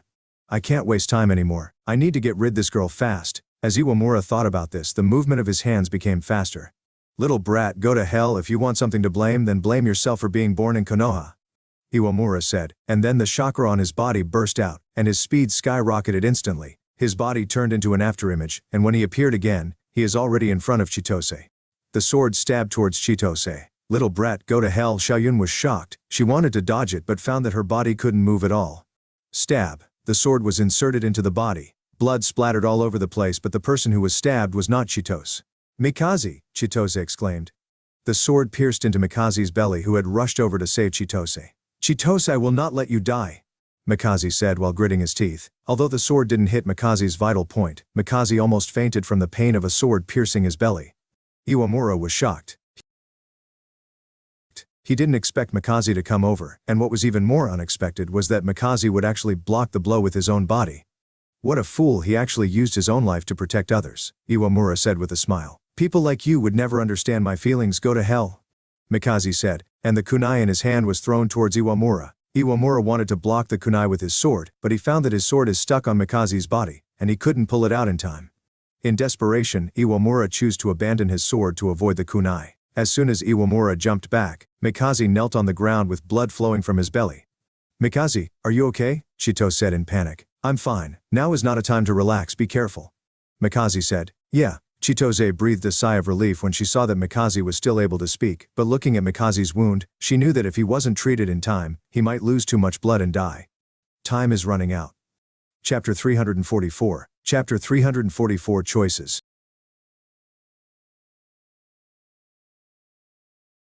Sandan quickly found a gap and retreated back to Mikaze and Chitose's locations. "Mikaze, are you okay?" asked Sandan worriedly. "I'm okay, I won't Didi," Mikaze said with a smile. However, his face is very pale, and everyone could tell that he wasn't all right. Although he killed one of the enemies, there are still two unscathed Jonin left. On their side, Sandan is still fine, and Chitose is also fine, but Mikaze is already seriously injured. Although Sandan is confident to block one of them, even killing the enemy, but the remaining Jonin would be difficult to block with just Chitose and the seriously injured Mikaze. What should I do? Sandan is really anxious. Are we going to die here today? No, even if I die I will protect my students. They are the future of Konoha. Especially Mikaze, after just awakened his Sharingan, he can already defeat a Jonin in a fight. In time he will definitely become the pillar of Konoha. I have decided. After making up his mind, Sandan took out a yellow pill from his ninja bag, and then he swallowed the pill. After a few seconds Sandan's body seemed to burn, and then powerful chakra instantly enveloped his body. What is that? How come there is such a powerful chakra suddenly? Iwamura was surprised. After all, Sanden's chakra seems to have been doubled. Yellow pill? What the hell is that? Yamori was equally shocked. Yellow curry pill, the secret medicine of the Akimichi clan, can instantly enhance Akimichi clan's members' combat power. Now let me send you to the hell. Sanden shouted in a low voice, and then, blue chakra was wrapped around Sanden's body in a visible form. You are a member of the Akimichi clan, Iwamura said in surprise. Yes, my name. Akimichi Sanden, now die, Nikuden Sensha. Human bullet tank. Sanden's fat body instantly turned into a huge meat boulder, crushing towards the two Iwagakura's shinobi. The huge meat boulder left the two with nowhere to dodge, and they can only try to block it. What a joke! How can we lose? Doden, Doriheki, Earth Release, Earth-style wall. Iwamura and Yamori formed hand seals at the same time, and then two stone walls were instantly erected in front of them. Sanden didn't care about these walls, and the huge meat boulder directly hit the stone walls. The sturdy stone walls can't stop Sanden, and was directly crushed by the huge meat boulder. Boom! With a loud crash, the stone walls were destroyed. How is it possible? Iwamura said in shock. In the next moment, the huge meat boulder has already appeared in front of his eyes. Iwamura's eyes were full of fear, and he immediately grabbed Yamori with one hand and held him as his shield. Iwamura, what are you doing? Yamori said in shock. Sorry, instead of two of us die together, it's better for you to die for me, Iwamura ruthlessly said. You bastard, Arg. As Yamori just wanted to resist, the huge meat boulder has already hit his body. In an instant, Yamori's body was directly crushed into meat paste and he died without being able to do anything. Although Iwamura had Yamori as a cover, his right hand was also hit and was fractured instantly. Sanden stopped, and then he is panting heavily as he half-kneeling on the ground. Although the yellow curry pill get him huge power boost, the side effects to his body is also not small. At this time, Sanden feels weak and unable to move. Iwamura looked at Sanden with a sullen expression and muttered, "What a terrifying power. I didn't expect that pill would have such a strong effect. However, you can't resist anymore." Sanden looked at Iwamura viciously and said, "You bastard, you actually use your own companion as a shield." Ha ha ha. It was about to die, isn't it better for him to save me? What a joke. As a shinobi, why did we need companion? In my opinion, those who are giving their lives to their companions are the real fools. Shameless, Sanden cursed. Ha ha, you can curse all you want, right now you are just the meat on the cutting board. You like to protect others, right? Well, I will kill your students now and see if you can do anything about it, Iwamura said, showing a cruel smile as he looked at Chitose and Mikaze. Damn, what do you want to do? Sanden wanted to stop him but he couldn't move. The side effects of the medicine are making him unable to move his body. What do I want to do? You will know soon. Haha. Iwamura sneered towards Chitose and Mikaze. Seeing this, Mikaze's expression tightened and he grasped the kunai in his hand. Chitose then whispered, Mikaze, you have always been protecting me. This time, it's my turn. After Xiaoyun finished speaking, she stood up firmly. Chitose, what are you going to do? Mikaze roared. Mikaze, this time I will protect you. Chitose holds a kunai in her hand tightly, and then looked at Iwamura with solemn eyes. Oh, what a courageous little girl, but it's not enough, Iwamura said. He is holding a kunai with his left hand, and rushed towards Chitose. You indeed have the courage, but you will still die very miserably, said Chitose. Hearing this, Chitose was unmoved, and the kunai in her hand was thrown. With a light wave, Iwamura parried the flying kunai. Go to hell. Iwamura then stabbed towards Chitose. Chitose was taken aback, and hurriedly tried to dodge the attack, but she was too late. She was stabbed directly in the shoulder, and she felt weak in an instant. This, kunai. Chitose instantly dropped weakly to the ground. Ha ha, I have applied special poison to this kunai. How is it? Ha ha ha ha ha ha, Iwamura said triumphantly while laughing loudly, but at this time Mikaze coldly said, You are celebrating too soon. Huh? Iwamura was puzzled. He then saw Mikaze's right hand moved slightly. The kunai that was thrown by Chitose bounced back and went straight into Iwamura's heart. How is it possible? Iwamura's eyes were full of disbelief. The kunai that was inserted into his heart was tied with a steel wire that was almost invisible. The corner of Mikaze's mouth was slightly raised and he said, As a shinobi, we need to be unexpected. As he said that, a mouthful of blood spurted out of Mikaze's mouth. Good job, Mikaze, said Sanden joyfully. But at the next moment, Sanden's mind relaxed, and he fainted directly. The side effects of the secret medicine have appeared in full. Seeing that Sanden and Chitose fainted at this time, Mikaze's expression becomes a little bitter. This is terrible. Sandan-sensei and Chitose has fainted. I have to take them out of here. We have caused such a huge commotion. If someone comes over, I'm afraid. Mikaze finished speaking and stood up struggling. He first put Almaru's corpse into the storage scroll, and then took Chitose and Sandan away. Just after the three of them left, an old man with long hair in the distance said in a low voice, "That pair of eyes is good, maybe it will be useful. I will observe it for a while, but strange, why do I feel that there was another person observing this scene like me? Is this person's hiding skill too good, or did I got into genjutsu? Forget it, no matter what, I didn't expect when I was searching for experimental material I would encounter such a wonderful scene. Now I should go back and continue experimenting." After the long-haired old man finished speaking, he left the place. After Mikaze get inside a cave with Sandan and Chitose, he fainted. He lost too much blood and his physical strength was consumed so much. It would be pretty good to be able to be awake until now, and just when Mikaze fainted, a figure quietly emerged. Silver white hair, a face of indifference, it is Kakashi. Seeing the unconscious Mikaze in front of him, as long as Kakashi wanted to, that pair of Sharingan would belong to him. And if he immediately replaced Mikaze's Sharingan with the Sharingan that he had prepared long ago, no one would know that Mikaze's eyes were changed. Even if Mikaze felt that something was wrong, he would only think it was a side effect after awakening his eyes. Take, or not take, if he takes it, Kakashi would finally get the eternal Mangekyo Sharingan. With the eternal Mangekyo Sharingan, he will have greater confidence in dealing with the terrifying enemies in the future. If he doesn't take it, his plan will become a waste. What is the purpose of the hard work he has done for more than a year? But if he takes it, will he still himself? Seeing that his objective is in sight, Kakashi hesitated. Should I do it or not? Thinking of this, Kakashi bitterly said, "Am I also the kind of person who is unscrupulous for the sake of strength? This is the Obito's father, the friend of his father, not a casual passerby. Should I really do this?" Kakashi sighed and placed his right hand gently on Mikaze's eyes. As long as he moved his hand slightly, the scarlet eyes would come out, and in the future, he will put these eyes on his eye sockets. He will use this pair of eyes to look at the future, to see Obito, to see Naruto, to see Mei. Kakashi's right hand is violently shaking, and his face showed an indescribable expression. The struggle between rationality and humanity is constantly tumbling in his heart. Chapter 345. Chapter 345.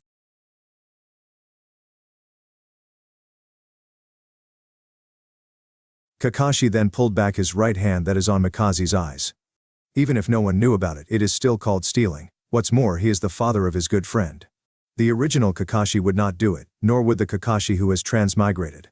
In his previous life he was not such a merciless and cold-blooded person. Although he was in a society full of selfishness, he still followed his own principles stupidly, not for anything else, just for his peace of mind. People can do anything, but if they can't pass this kind of hurdle in their heart, they will have no peace for the rest of their life. People always complain about the unfairness of society, but they still end up colluding with each other. Later, they began to persuade new young people to say that this is society. If they want to live, they need to do this. However, getting along with people shouldn't be like this originally. If they say that society should be selfish and intrigue in its original form, they are just desperate. They have forgotten their original self and become what they once despised. In his previous life, Kakashi can keep this peace of mind, and in this life, he will not give it up. The peace of the mind is something he brings from his previous life. This may be the only thing Kakashi still remembers, something that he should have. After a while it seemed as if something in Kakashi's body has been released. And the heaviness that came after moving to this timeline has dissipated. His original indifferent expression gradually loosened. "I must get the eternal Mangekyo Sharingan, but I can't get it this way." Looking at the immature face in front of him, Kakashi's hands released green chakra, and then he placed them on the wound on Mikaze's lower abdomen.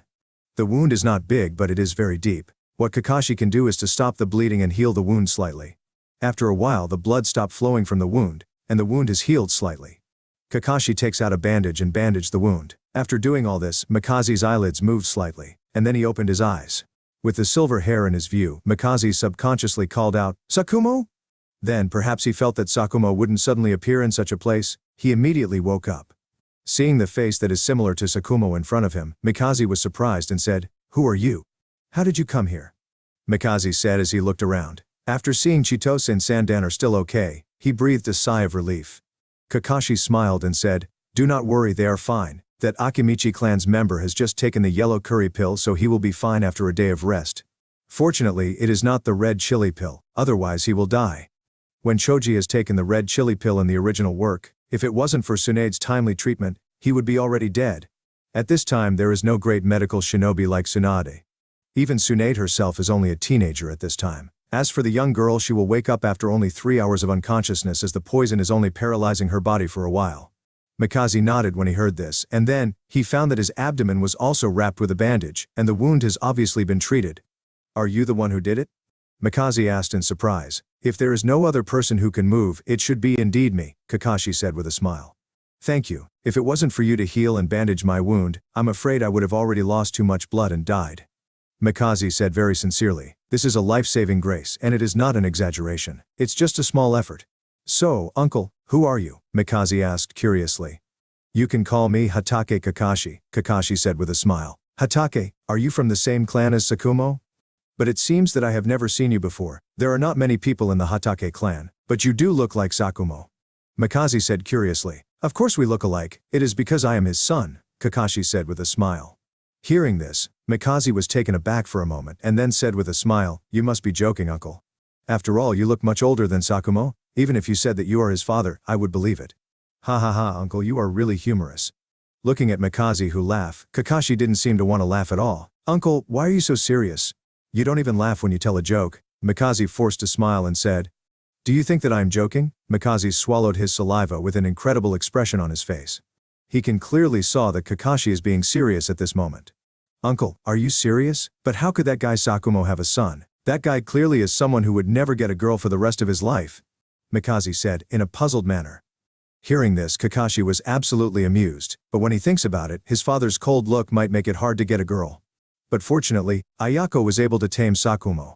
Maybe not now, but that doesn't mean there won't be in the future. I am his future son, Hatake Kakashi. Kakashi said. How is this possible? Did you travel through time? Mikaze was really surprised. Whether you believe it or not, the me in front of you is the truth. Then you are really Sakumo's son, but why did you appear here? Mikaze asked in surprise. Because, I want to talk with you. Talk with Memi? Mikaze was really puzzled, and then as if thinking of something he suddenly said, could it be that your biological father is actually me? That's crazy.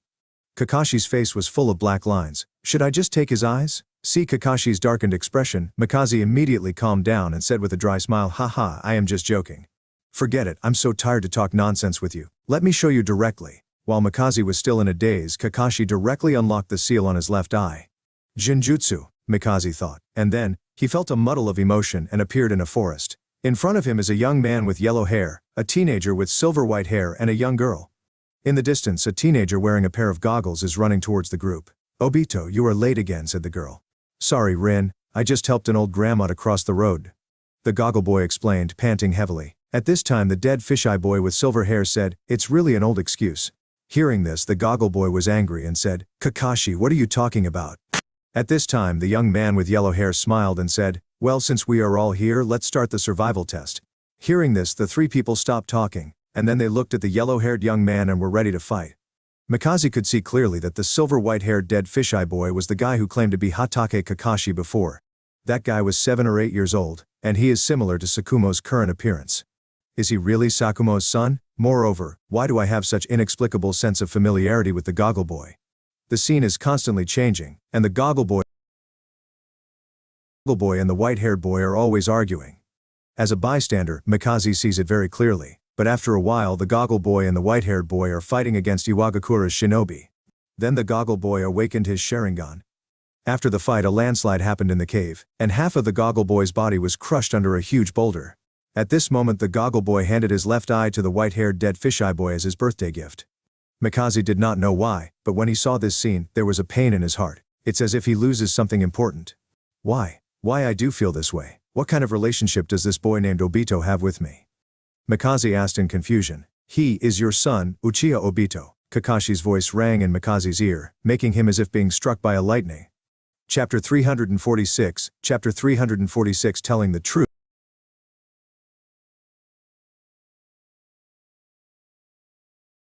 My son? Dead? Mikaze murmured. Kakashi shook his head and said, no, he's not dead. Mikaze breathed a sigh of relief when he heard this. After all, if he knew that his only son was dead, he wouldn't feel good. However, he has changed. He is no longer the former Obito. He became the spokesperson of the darkness trying to destroy the shinobi world. Kakashi said. What? Mikaze was really shocked. The next thing is from the information I found out in the future. Obito did not die and was rescued by Uchiha Madara. Uchiha Madara? How is it possible? He died in Shodame-sama's hands more than a decade ago. How could he save Obito in the future few decades? Mikaze was shocked. The truth of the matter is that Uchiha Madara used his Anagi to deceive the Shodaime Hokage, Kakashi said. Izanagi? Mikaze was taken aback, and then a ninjutsu suddenly flashed in his mind. It was a forbidden technique of the Uchiha clan. It can be used as long as someone has awakened their Sharingan, but it will cost them the light of the Sharingan. Mikaze has only learned of this forbidden technique by accident. The reason Uchiha Madara saved Obito is because he wants to use Obito to continue his crazy ambition. Obito has rejected it at first, but how can Uchiha Madara's method be comparable to Obito? Uchiha Madara created Rin's tragic death in my hands, and make Obito saw it. Kakashi said as he showed the scene of him killing Rin to Mikaze. Obito's heartbreaking appearance was visually displayed in front of Mikaze's eyes. For the Uchiha clan, the more love they have, the greater the hatred they would release, and the stronger their strength would become. Uchiha Madara has taken a fancy to Obito's benevolent heart and turning it into hatred with the darkness. Obito became the substitute for Madara to continue his ambition after his death. Kakashi muttered. Mikaze was already shocked and speechless. I want to save Obito, but he won't listen to me. And Uchiha Madara makes a backup plan to bring him back to life. By then, I will have to face him. But, I don't have the confidence to fight against such a powerful figure from the legend. Your purpose is, said Mikaze, your eyes. My left eye was given to me by Obito, and to fight against Uchiha Madara, I must have a good pair of eyes. My left eye right now is far from enough, and I want to get the eternal Mangekyo Sharingan. Only by relying on your Sharingan can I get it. My eyes? Mikaze subconsciously touched his own eyes with some fear. After all, he is just a teenager who has just turned 17 years old. Originally I want to secretly replace your eyes, but just now I gave up on this idea. I can't do it. Kakashi sighed. Mikaze lowered his hands upon hearing Kakashi's words. Although the guy in front of him said some inexplicable words, Mikaze did not know why, but he felt that what Kakashi said is true.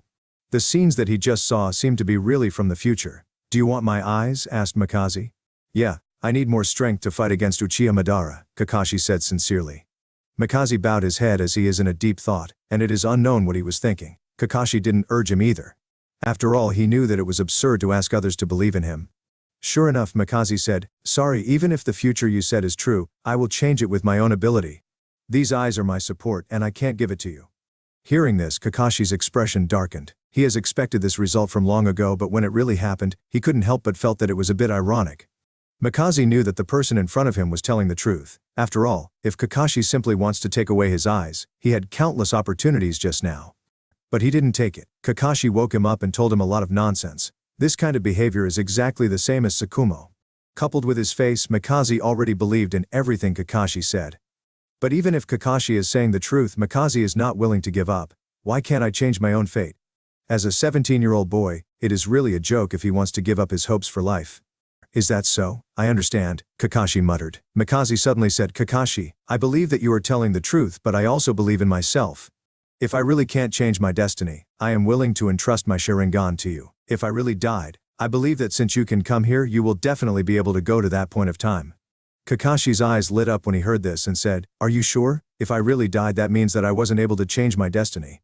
At that time, why not pin my hopes on you? Kakashi, I will be waiting for you in the future. Mikaze said, and a confident smile appeared on his face. Kakashi was taken aback. Seeing this guy smiled like that, he really looked like Obito back then. Obito, how long have you not shown such a smile? I understand, Kakashi nodded and said. Mikaze smiled bitterly and said, I didn't expect that I would know that I will die when I was just 17 years old. It's really a wonderful experience. Sorry that I tell you about such an unpleasant thing, Kakashi said apologetically. Mikaze waved his hand and said, it doesn't matter, after all, it is need. By the way, what about Sakumo? How is that guy in the future? Hearing this, Kakashi became silent. Mikaze was taken aback, obviously reaching a conclusion after seeing Kakashi's reaction. Could it be that Sakumo is also dead? How is it possible? Sakumo is so strong. Who can beat him? My father. Suicide. Kakashi whispered. Suicide? How is it possible? How could that guy Sakumo commit suicide?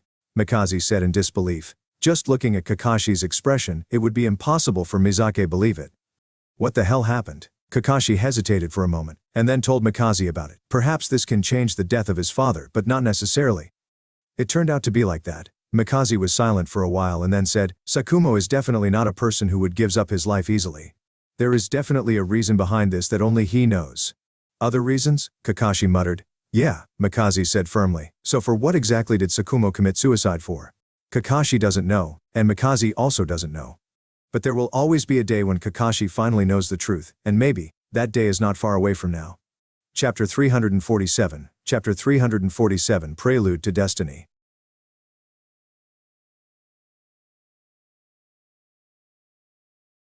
After Kakashi finished talking with Mikaze, he told Mikaze to keep the matter as secret.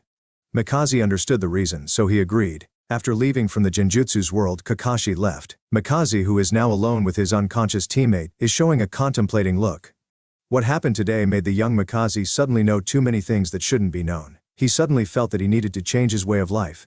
More than 10 years not only for myself but also for the illusory future. It really makes me feel the heavy burden. Mikaze murmured. At this moment Chitose, who was sleeping on the side, moved her finger and woke up immediately. Chitose, you awake? Mikaze said in surprise. Chitose touched her dizzy head and said, Mikaze? Where is this? Are we dead? Of course not, we succeeded. That Iwagakura's Jonin is dead, said Mikaze. Really? That's great, Chitose said excitedly, but then she feels sad again. Unfortunately, we can no longer see Aomaru. Mikaze felt his heart felt a lot heavier after hearing this. Yeah, Aomaru is dead, and would never returned. The lives that weren't taken by the war are so easily disappeared here. This may be the fate of shinobi, never knowing when they will die. Mikaze muttered, Aomaru, a hero, will always live in our hearts, and his name will always remain on the memorial stone. Yeah, Chitose nodded. Then Chitose looked at Sandan, who was on the side, and said, Mikaze, is Sandan-sensei all right? He's okay. He just needs some time to rest to get his strength back. It's already dark outside. We will be staying here tonight. We should rest for now, and make plans after Sandan-sensei wakes up.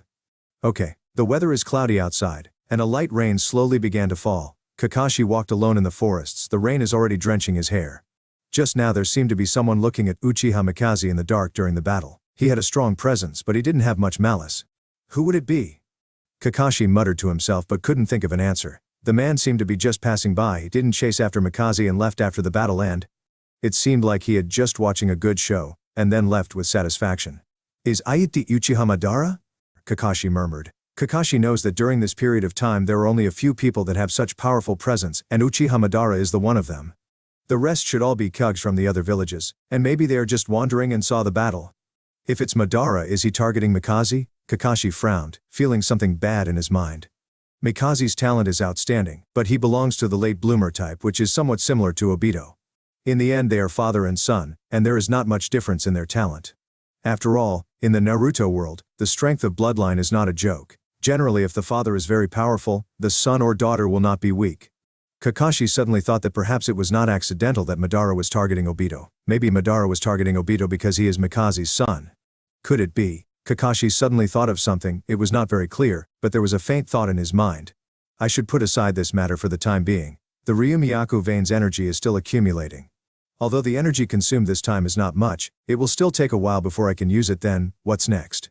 Kakashi stood in the rain. No one knows what he was thinking. Soon after, Kakashi took out a Hireishin no Jutsu's kunai and looked at it with a smile. Maybe I should go see the situation there. Then Kakashi disappeared from that place. For more than 15 years, the situation in the shinobi world has been constantly changing, and the conflicts between villages have become more and more prominent.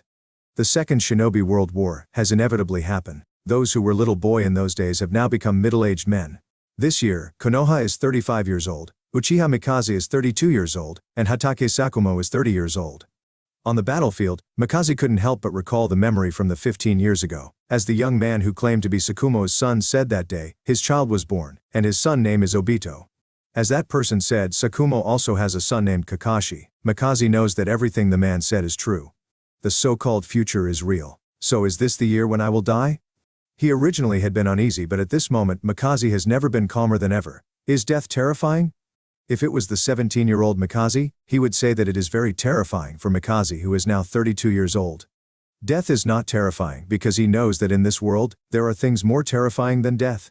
Inside a tent, Mikaze sat quietly, and suddenly, a middle-aged man with silver hair came in. Mikaze smiled and said, Sakumo, why are you here? The front line is in tight situation. Hokage-sama asked us to join the front line and support it. Sakumo directly stated his purpose. The smile on Mikaze's face gradually diminished, and there was a feeling in his heart, as if something called death was calling him. Nodding solemnly, Mikaze said, I understand, let's go. Yeah. The two then set off and rushed to the front line. The two had just won a war before, and at this time they rushed to another battlefield again. The battlefield location is called Amagakure, wind, earth and fire. The three great countries set the battlefield in the land of rain, so as to avoid the impact of war in their own countries. As for the land of rain being destroyed, the great countries would never care about it. War would inevitably cause death. As long as the person who died is not their own people, they don't care if more people from the other countries died. Mikaze, it seems that your condition is not that good. What's the matter? Sakumo suddenly said. It's okay, I just have a feeling, Yufeng whispered. What do you feel? Sakumo asked curiously. Mikaze shook his head and said, Sakumo, if I die, please help me take care of Obito. Hearing this, Sakumo frowned and said, Mikaze, with your ability there's no way you would die, unless it is a combination of Tsuchikage and Kazekage. But don't forget that I am here as well, so how could I let you face those terrifying opponents alone? Don't worry. Mikaze sighed and said, I hope so. Mikaze then touched his eyes and secretly thought, I already have these eyes, so I should be able to change my destiny. Looking up, Amegakure is already in front of him. Chapter 348 Chapter 348 Spying Eyes.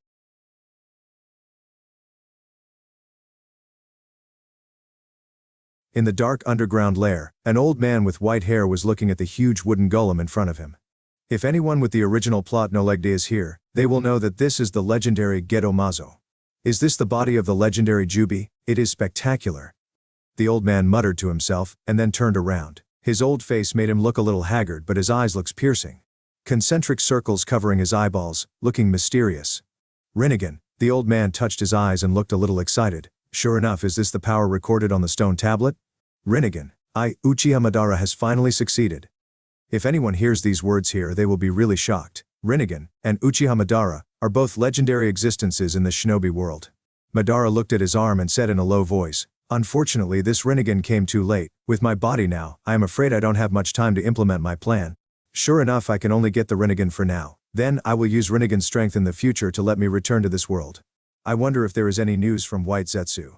Just after Madara finished speaking, a white figure emerged from the ground. The spiral head looks quite happy. Seeing this, Madara felt a slight joy in his heart and said, White Zetsu, what is the situation? White Zetsu Ron respectfully said, Madara-sama, I have found a suitable child that you are looking for. The child is named Nagato, a member of the Uzumaki clan. His physique is extremely powerful even if it is not as good as Senju Hashirama's. Right now he is still 6 or 7 years old, so it is to transplant the Rinnegan to him. Oh? I didn't expect you would find such a good thing in such a short period of time. You did a good job.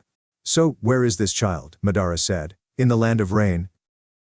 The land of rain? Right now that place seems to have become the battlefield of wind, earth and fire. It's really interesting. Madara laughed. Yes, Madara-sama. By the way, Madara-sama, during my investigation, I also found an interesting person. Who? It's the Uchiha Mikaze who Madara-sama has ordered to be observed specially all these years. He went to the land of rain with Konoha's White Fang, seeming to be supporting the Konoha shinobi there, White Zetsu said. Uchiha Mikaze? Madara closed his eyes and pondered for a moment and then he said, that kid's talent is not bad. He has the ability to awaken Sharingan. I heard that he has a son. Yes, his name is Uchiha Obito. He's almost 3 years old this year. Oh, what a good candidate. Madara smiled, a meaningful smile that would make people shudder. Madara-sama, what do you want to do next? White Zetsu asked. I want to go to the land of rain. With my condition right now, I should be able to last for at least 10 more years. Although the physique of the Uzumaki clan is very powerful, it may take more than 10 years for that Nagato to fully adapt to Rinnegan. Therefore, we must transplant the Rinnegan now. This way I can judge whether this Nagato is suitable or not. At the same time, I also need a pair of excellent Sharingan to replace the Rinnegan. That Uchiha Mikaze's Sharingan is just right. Yes, Madara-sama. Madara glanced at the Gedo Mazo again, and his eyes are glowing with fanaticism. Mugen Tsukuyomi, Jubi, Rinnegan. This world must live under the rule of me, Uchiha Madara. Hashirama, my path is right. The Hashirama's cells that were transplanted on Madara's body for many years finally awakened his Rinnegan not long ago. What followed were this Gedo Mazo and White Zetsu. At the same time, Madara finally confirmed that the content on the stone tablet is true. When he owned the Rinnegan, he finally knows how powerful this pair of eyes is. It is a pity that Madara has lost his young body. Although the Rinnegan is powerful, it can't make him immortal. Therefore Madara made his plan, and the first step of this plan is to find someone who can use the power of the Rinnegan. In the future, his successor will use this person to resurrect him. At that time he will return to this world with his peak strength. Of course the plan is very long and he needs to plan slowly. The land of rain. After being a hikikomori for many years, Madara finally came out again. Uchiha Mikaze, who wasn't far away from the land of rain, did not know that at this time. A man named Uchiha Madara is targeting his eyes. On a high mountain somewhere in the land of rain, Kakashi, who is dressed in white, is sitting cross-legged. A steady stream of natural energy is pouring into Kakashi's body. The looming red markings kept flashing on Kakashi's face. Suddenly Kakashi opened his eyes and his left eye looked very strange. I finally succeeded. So this is Shikotsu Forest Senjutsu. I didn't expect it will be this hard. It took me more than half a year to finally let these three powers coexist in my body. Kakashi said that the red markings on his face instantly faded, and at his back a red tomo was condensed. At this time Kakashi had 3 tomo patterns on his back. 1 silver, 1 purple, 1 red, and these 3 tomo patterns symbolize the 3 great Holy Land Senjutsu. Mount Myoboku, Ryuchi Cave, Shikotsu Forest. The 3 great Holy Land Senjutsu have all been successfully mastered. Now I just need to merge them. Adhering to the principle of eagerness, Kakashi did not hesitate to release these 3 cursed seals at the same time. After a few seconds, 3 types of Senjutsu chakra burst out at the same time, filling Kakashi's body. This feeling of power, Kakashi's face showed an expression of joy, but after a moment, Kakashi's expression changed drastically. The red, purple and orange eyeshadows interlaced on Kakashi's face looking weird. No, the 3 great Holy Land Senjutsu can't be controlled at all. They must be dispersed, Kakashi secretly thought in his heart, and then he immediately formed a hand seal with his hands, dissipating all the natural energy in his body. Puff! A mouthful of blood spurted from Kakashi's mouth, but his face returned to its original state. I'm too impatient. It seems that I need to slowly find the way to merge them, but looking at the situation just now, it is not impossible for them to be fully integrated. What I'm lacking is the method. Kakashi wiped the blood from the corner of his mouth, and he felt a little surer in his heart. Compared with the huge reaction created by the integration of the 2 senjutsu before, the backlash this time was much smaller.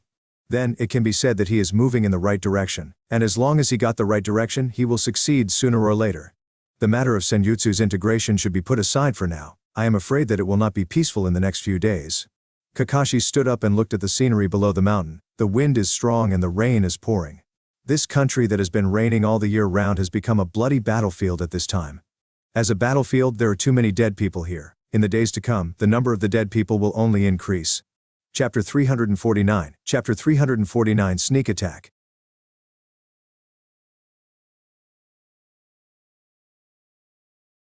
With the Ryumiyaku vein, Kakashi traveled in time again and came to this timeline. The Second Shinobi World War. This war took no more than 3 years to end, but it was these 3 years that made a lot of Konoha's shinobi famous. Konoha's Sannin and Konoha's White Fang are among the best. Konoha's Sannin became famous after their battle against the leader of Amigakuri, Hanzo of the Salamander, while the Konoha's White Fang became famous for fighting with against Tsunagakuri. With a sword in his hand, he killed a lot of strong expert from Tsunagakuri, including Sasori's parents. Kakashi stood on the mountain, and red eyeshadow appeared on his face. Sage mode. Kakashi closed his eyes, and his perception shrouded the entire Amigakure. After a while Kakashi opened his eyes. It seems that Mikaze hasn't arrived yet. Kakashi pondered for a moment. According to the time recorded in Uchiha clan's history scroll, Uchiha Mikaze was killed in the Land of Rain. The time of his death is almost about this time. Destiny, can it be changed? Kakashi muttered to himself. Sakumo and Mikaze have already arrived at the outskirts of the Land of Rain. Mikaze, after passing through this forest, the place where Konoha's army is stationed at, will be in front of us. We should rush over there as soon as possible. After all, Tsunagakuri and Iwagakure may attack Konoha's base camp at any time, said Sakumo. Okay. The two rushed all the way and finally joined Konoha's army before dark. When the two arrived, the Konoha shinobi was surprised. Who are you? A shinobi is wearing Konoha's flak jacket jumped out, and behind him there is a dozen of Konoha's shinobi wearing the same clothes. Sakumo took out the scroll from Hokage and said, Konoha Jonin, Hatake Sakumo, Uchiha Mikaze are ordered to command the Konoha's army here. The leader of the Konoha's shinobi walked over after hearing this and took the scroll from Sakumo's hands. After checking the content he said, Welcome Sakumo-sama, Mikaze-sama, you are finally here. Tsunagakure and Iwagakure have joined forces to declare war on us, and the declaration of war has been delivered. Sakumo then took the declaration of war and opened it. After seeing the content his brows couldn't help but frown. Sakumo, what is the situation? Asked Mikaze. Mikaze, it seems that the situation is not that good. Tsunagakure and Iwagakure are attacking from 2 different directions. It seems that we are going to split up and fight separately. Split up? Mikaze murmured. Well, this is the only way. Otherwise, if there is no one to stop them, they will drive straight into the territory of the Land of Fire. If that happened, the situation will be terrible. Sakumo said seriously. No one knows why the original 3-way war became 2 against 1 at this time. The leader of Konoha's shinobi then said, Sakumo-sama, According to the information we just obtained, Amegakure seems to be quite dissatisfied with our battle in the Land of Rain. Coupled with the provocations of Tsunagakure and Iwagakure, they seem to be interested in joining this war. It's just that their leader, Hanzo of the Salamander, is still waiting on the sidelines, but it maybe won't for long. After hearing this, the expression on Sakumo's face becomes uglier. Hanzo of the Salamander is called the demigod and is very powerful. Although Sakumo has never seen him with his own eyes, he can still feel the pressure from this name. Mikaze opened his mouth and said, "Sakumo, I am afraid that we need to ask for support. We are already in tight situation against Tsunagakure and Iwagakure. If we add Amegakure's shinobi and his leader, Hanzo of the Salamander, we would have no chance of winning." Sakumo nodded. Although he is confident, he was not arrogant. He knew the dangers and wouldn't let Konoha's people take the risks with him. "I understand. Immediately release the messenger hawk and ask Hokage-sama for support. Tell him to send the shinobi who can at least help us against Hanzo of the Salamander," Sakumo said. The leader of Konoha's shinobi then answered, "Yes." In the tent late at night, Mikaze and Sakumo are talking with dim candlelight inside the tent. Under the dim light, the two were looking at a map, discussing how to face the siege of Tsunagakure and Iwagakure tomorrow. "Sakumo, when I thought about it, the distance of Iwagakure is still far away from our base. Tomorrow they definitely won't be able to attack our dangerous area. So I will lead a small team to carry out a sneak attack and cause chaos at the enemy's base camp. That way, you can get great advantages on the battlefield," Mikaze said as he pointed to a place on the map. Sakumo simply nodded and said, "Yeah, it's a good idea, but it's very dangerous. Mikaze, let me go, my speed is faster." Mikaze shook his head and said, "Sakumo, you are the Konoha's army commander during this war. There is no way you can lead a sneak attack casually. If you are gone, who will command the army?" Well, Sakumo, believe in my strength, there will be no problem," Mikaze said with a smile. Seeing Mikaze's firm expression, Sakumo couldn't say anything. Patting Mikaze's shoulder, Sakumo then said, "Mikaze, be sure to come back safely, Obito is still waiting for you at home." Mikaze smiled and said, "Do not worry, I understand." Although his face is smiling, the uneasiness in Mikaze's heart becomes more apparent. Mikaze knew that it would be dangerous to do this plan. But if the plan succeeds, the war can be resolved within a small area, and Konoha's losses will be minimized. In the face of such huge interests, it is worthwhile for Mikaze to take the risks. The atmosphere in the tent was a bit weird for a while, and Sakumo also noticed the anxiety hidden under Mikaze's smiling face. "Mikaze, what's wrong?" Sakumo asked strangely. Mikaze released a long sigh and said, "Sakumo, if I am unfortunately killed." Before Mikaze could finish speaking, Sakumo shouted, "Mikaze, did you forget what you have just said earlier? Why are you thinking like that?" Mikaze was taken aback and then smiled, "That's right. Well, it's late now, so I'll go back to rest first." "Okay." Looking at the back of Mikaze who was leaving, Sakumo suddenly felt an illusion of death. "No, definitely not," Sakumo muttered to himself, and then clenched his fists. Early the next morning, Mikaze led the three shinobi to implement his plan. Their target is the Tsunagakure's base camp. Passing through Tsunagakure's defense line, the four shinobi soon arrived at the Tsunagakure's base camp. Although there was a little trouble on the road, it was quickly settled with the help of Mikaze. This is the role that a powerful expert can play in a war. Outside the Tsunagakure's base camp, Mikaze said to the three shinobi, "I want the three of you to go and find Tsunagakure's food supply, and if it is possible, burn the food supply. I will go and find the leader of the camp." "Yes, Mikaze-sama." After the three shinobi finished speaking, they spread out to find the location of the Tsunagakure's food supply. When Mikaze saw this, the scarlet Sharingan emerged, and the three black tomo kept spinning. "So, where is the leader?" On the other side, Sakumo has assembled Konoha's army. "Sakumo-sama, the army has been assembled." Hearing this, Sakumo opened his eyes and said, "Let's go." Chapter 350, Chapter 350 Collision. After a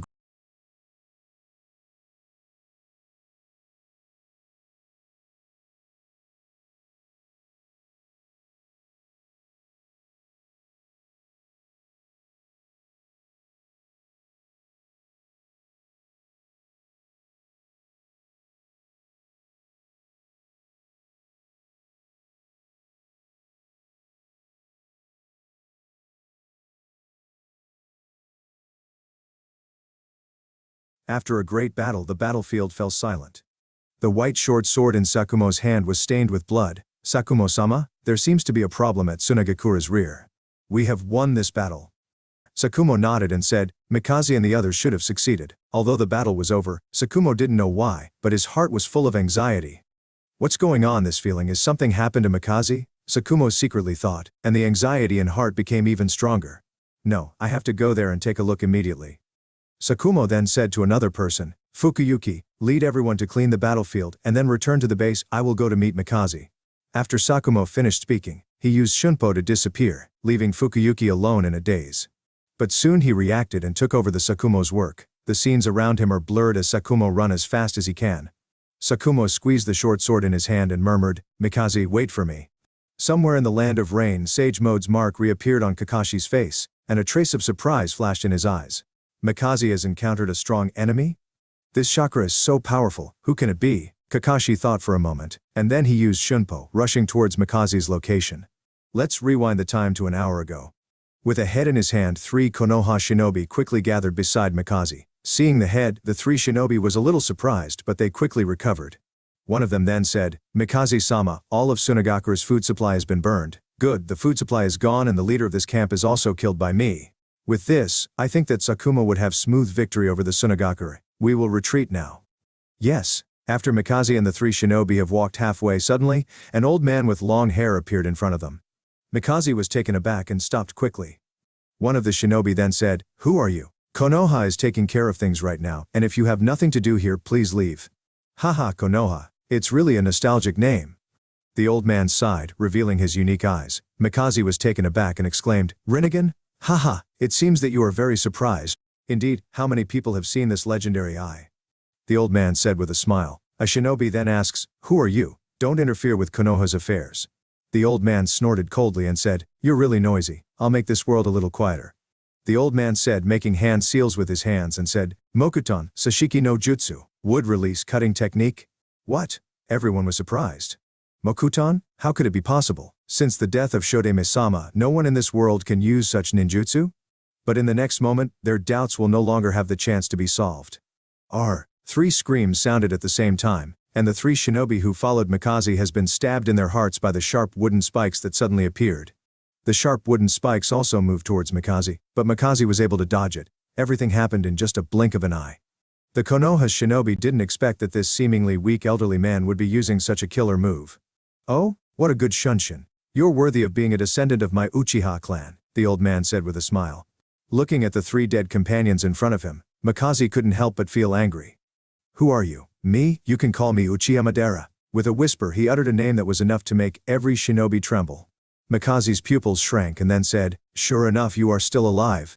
Sure enough? Madara frowned. He has foreseen any reaction from Mikaze when he heard his name, but he didn't expect of this one. "You know that I am not dead?" "Stop blabbering, what do you want to do?" "Haha, you don't want to tell me? It doesn't matter, I have a way. As for what I want to do, it's very simple. Your eyes are very good. I just need a pair. Now, I want you to show me how far your eyes can see. Try to make me feel excited." Madara said with a sneer. "What do you want to do? How come you are still alive?" asked Mikaze. "Oh, what an interesting junior. You want to question me? Interesting, well fine, I have been bored after all these years. It's good to find someone to talk about it."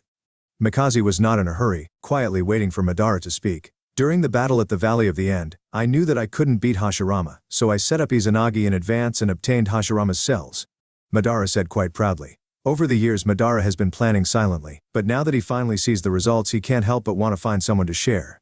This is the characteristic of all villains. Because they have planned so much, if they don't say it, they won't have any sense of accomplishment at all.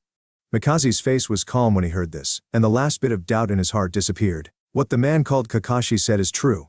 Seeing Mikaze's calm appearance, Madara felt a little frustrated. "I told you such a big secret, why didn't you react?" Madara was feeling angry. At the same time he feels like a fool at this moment. "It's really a subject that is not worth talking about, then give me your eyes." Mikaze was surprised when he heard this. Now that the truth of the matter was already clear, he naturally wouldn't sit still and wait to die. In any case, Mikaze knew that his eyes must not fall into the hands of the person in front of him.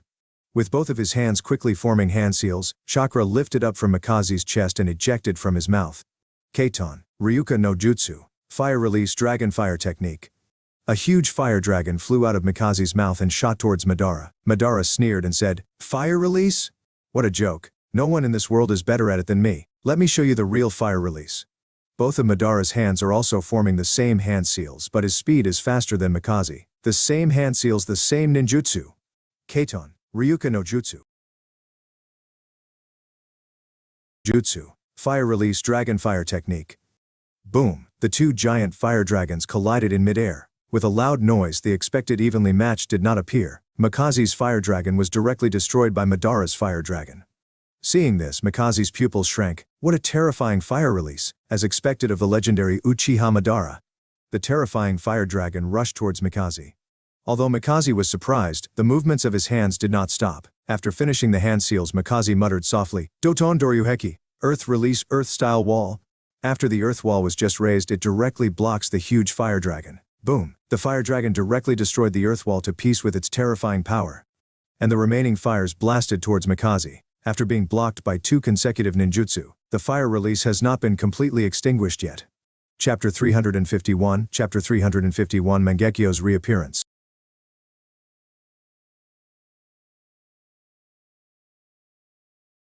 The flame still exists and closes at hand.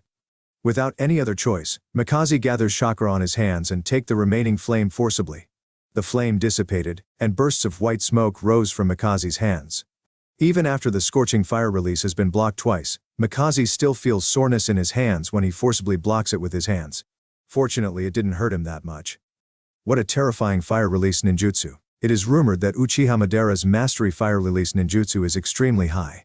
It seems that the rumor is not exaggerated to call him the strongest fire release user. And this is only just the most inconspicuous of all the Uchiha Madara's skills, Mikaze thought to himself, and a shadow was cast in his heart. Too strong. With just one clash, Mikaze felt that Madara is an opponent he can't defeat, even if the other party seems to be very old. That withered body still contained extremely terrifying power. Oh, you can block it. It's really commendable. After all, there were not many people who could survive against my fire release. Madara smiled. A trace of appreciation appeared on his face, but it looks more playful. It's like a hunter who has found interesting prey, like a cat and mouse mentality. After years of silence, Madara is indeed a little bored. If it was not because of that, then Mikaze would have been already killed by Madara. It is an honor for me to be praised by the legendary figure in the shinobi world, but I am afraid it won't be so easy to take my eyes. Mikaze muttered. Oh, it depends on how good you are, but unfortunately no one in this world can make me feels good except for Hashirama. Madara chuckled softly. Just when he said this sentence, a figure suddenly appeared in Madara's mind. That short-lived memories, silver white hair, white windbreaker. Gintoki-sensei, I haven't seen you again since that time. I wonder if you will support my path today or not. Madara then shook his head. After all these years he was almost dead, so there's no need to mention his former teacher Gintoki. That person should have passed away long ago. After suppressing the thought that had suddenly appeared in his heart, Madara looked at Mikaze again. Mikaze saw that Madara's expression suddenly changed a bit before it returned to normal, which he felt a little strange. It seems that if I want to escape this time, I have to fight for death, Mikaze muttered to himself as he took out a kunai and held it in his hand. Do you want to fight with your life on the line? In my eyes, even if you do that you won't make any difference. Madara said coldly. That's not necessarily true. Under these eyes even you can't handle it easily? As soon as Mikaze's voice fell, his scarlet Sharingan underwent a strange change. The original 3 black tomo spin very fast, and then they were connected end to end, turning into a single triangular tomo. Seeing this, Madara was a little shocked and said, "That is Mangekyo Sharingan?" The weird patterns, the surprising pupil power, all of this shows that Mikaze's eyes have reached the highest level of the Sharingan's normal evolution, the Mangekyo Sharingan.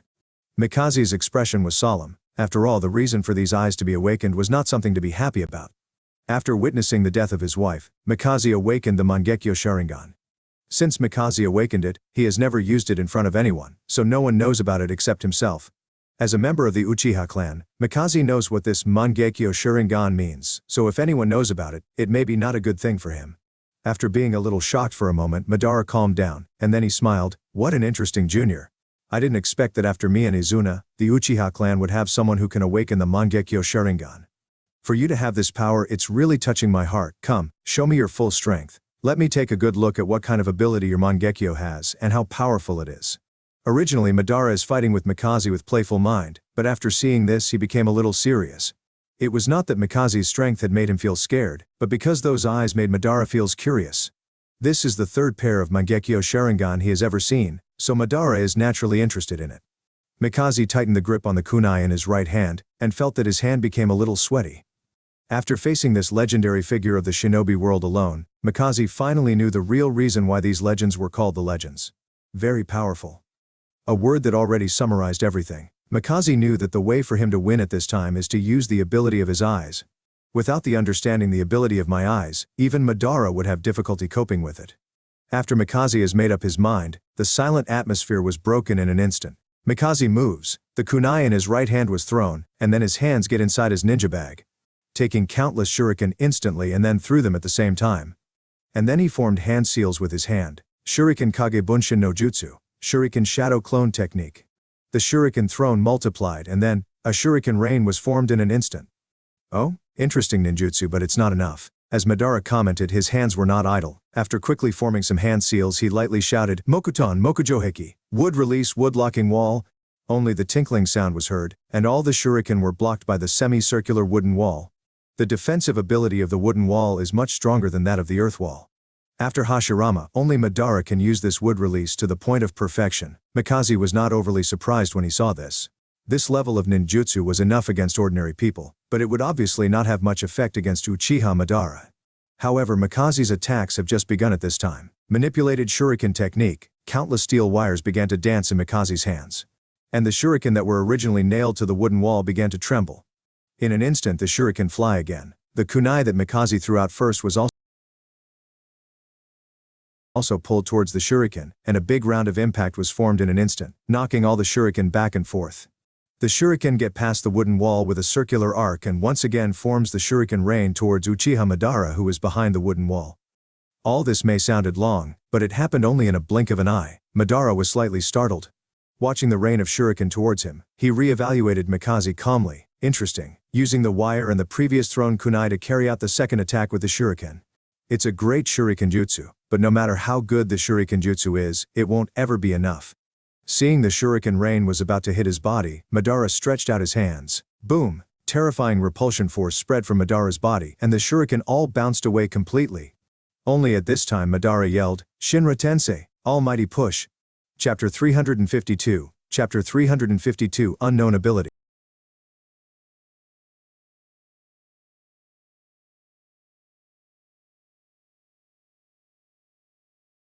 What kind of ninjutsu is that? How could it repulse all the shuriken? Mikaze was surprised. He saw that Madara was radiating terrifying repulsion force to the surroundings, and in an instant, all the shuriken are bounced away. Could it be the perfect defense? Are you surprised? Such a wonderful ninjutsu. Even I was surprised when I saw it for the first time. Madara started talking to himself again, completely ignoring Mikaze. But, seeing Madara start talking again, Mikaze did not bother to stop it. After all, it's not a bad thing to know more about his enemy's ninjutsu's ability.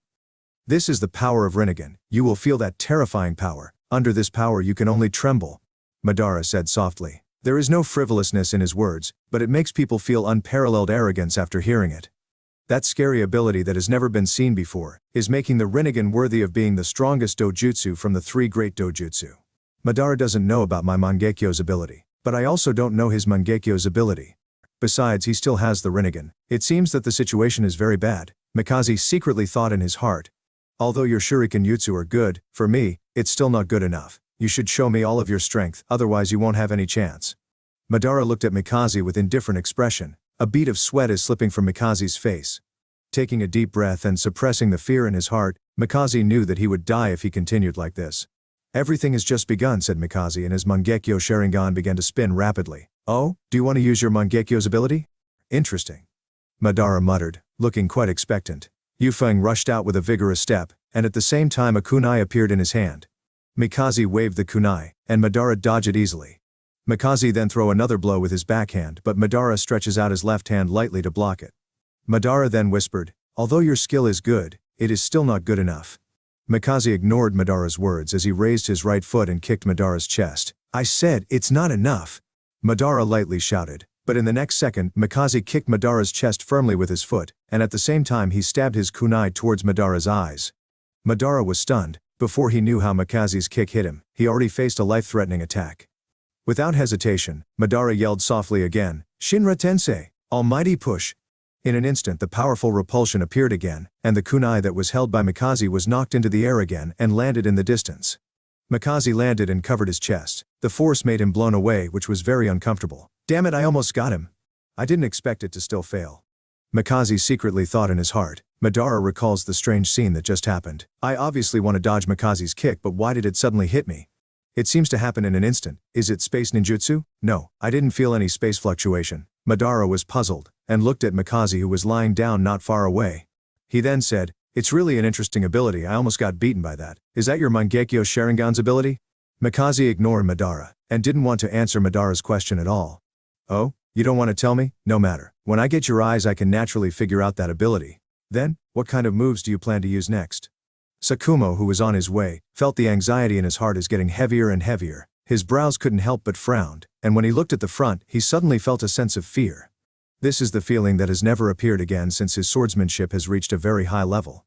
"What kind of enemy did Mikaze meet?" Sakumo muttered, and then the chakra burst from his feet and his shunpo became faster.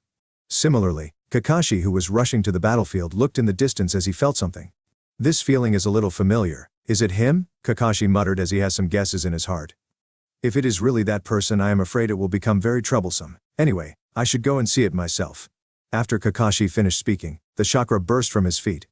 The father and son made the same choice in this chaotic time. After a fierce battle, Mikaze half-kneeled on the ground as he was panting heavily, and his hands are full of blood. "Is that all? It's really disappointing," Madara said softly. Mikaze gritted his teeth and felt this powerless feeling for the first time. "I used all kinds of moves, but it didn't have any effect on the person in front of me." The so-called Shinra Tensei Almighty Push makes Mikaze helpless. No, there is no absolutely invincible ninjutsu. No matter how strong a ninjutsu is, it would still have weaknesses. Mikaze secretly thought in his heart, and then he quickly recalled everything that has just happened. "It's time, the use time. This ninjutsu can't be used without stopping, then all I have to do is to seize this gap." Thinking about this, Mikaze's fighting spirit rekindled. "Oh, for you to still have this kind of fighting spirit, it's really worthy of praise. But in my opinion, this is just a dying struggle." Madara said with a light smile. "Even if it is a dying struggle, I will never let you go easily." Mikaze sighed softly, and immediately formed hand seals, Doton, Daburu do Sekiryu, Earth Release Double Earth and Stone Dragon. After Mikaze's hand slammed to the ground, 2 Earth Dragons instantly formed and rushed from 2 sides towards Madara. With the roar and the 2 Earth Dragons almost reached Madara. Useless struggle. Stretching out both of his hands, Madara uses Shinra Tensei Almighty Push again, and the Earth Dragon was blown away. Seeing this, Mikaze was not surprised but rejoiced and secretly thought, "Now!" Quickly using Shunshin, Mikaze appears in front of Madara. At the same time, the Mangekyo pattern on his right eye keeps spinning, and blood appeared on his right eye. "Awando!" With a soft voice, Madara only felt something as strange in front of him, before he instantly sank into the illusion. "Genjutsu? Naive, even the genjutsu from Mangekyo Sharingan won't have much effect on me," Madara said coldly. But then, an interesting figure appeared in front of Madara. He has black long hair, and handsome face. "Nisan, how did you become like this?" Hearing the familiar voice, and seeing the familiar figure, Madara's heart was feeling complicated. "Izuna," Madara whispered softly, feeling endless nostalgia. Outside the illusion, Mikaze covered his bleeding right eye and muttered, "The pupil power consumed by this Awando is too much, and my vision has become so blurred in an instant. But fortunately, I finally succeeded." Looking at Madara's sluggish face, Mikaze once again drew out a kunai, and slashed towards Madara's neck mercilessly. Chapter 353. Chapter 353. The Line Between Life and Death.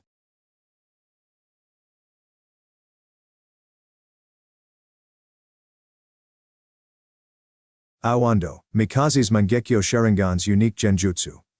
According to the memory of the target, it can show the target the person whom the target misses the most.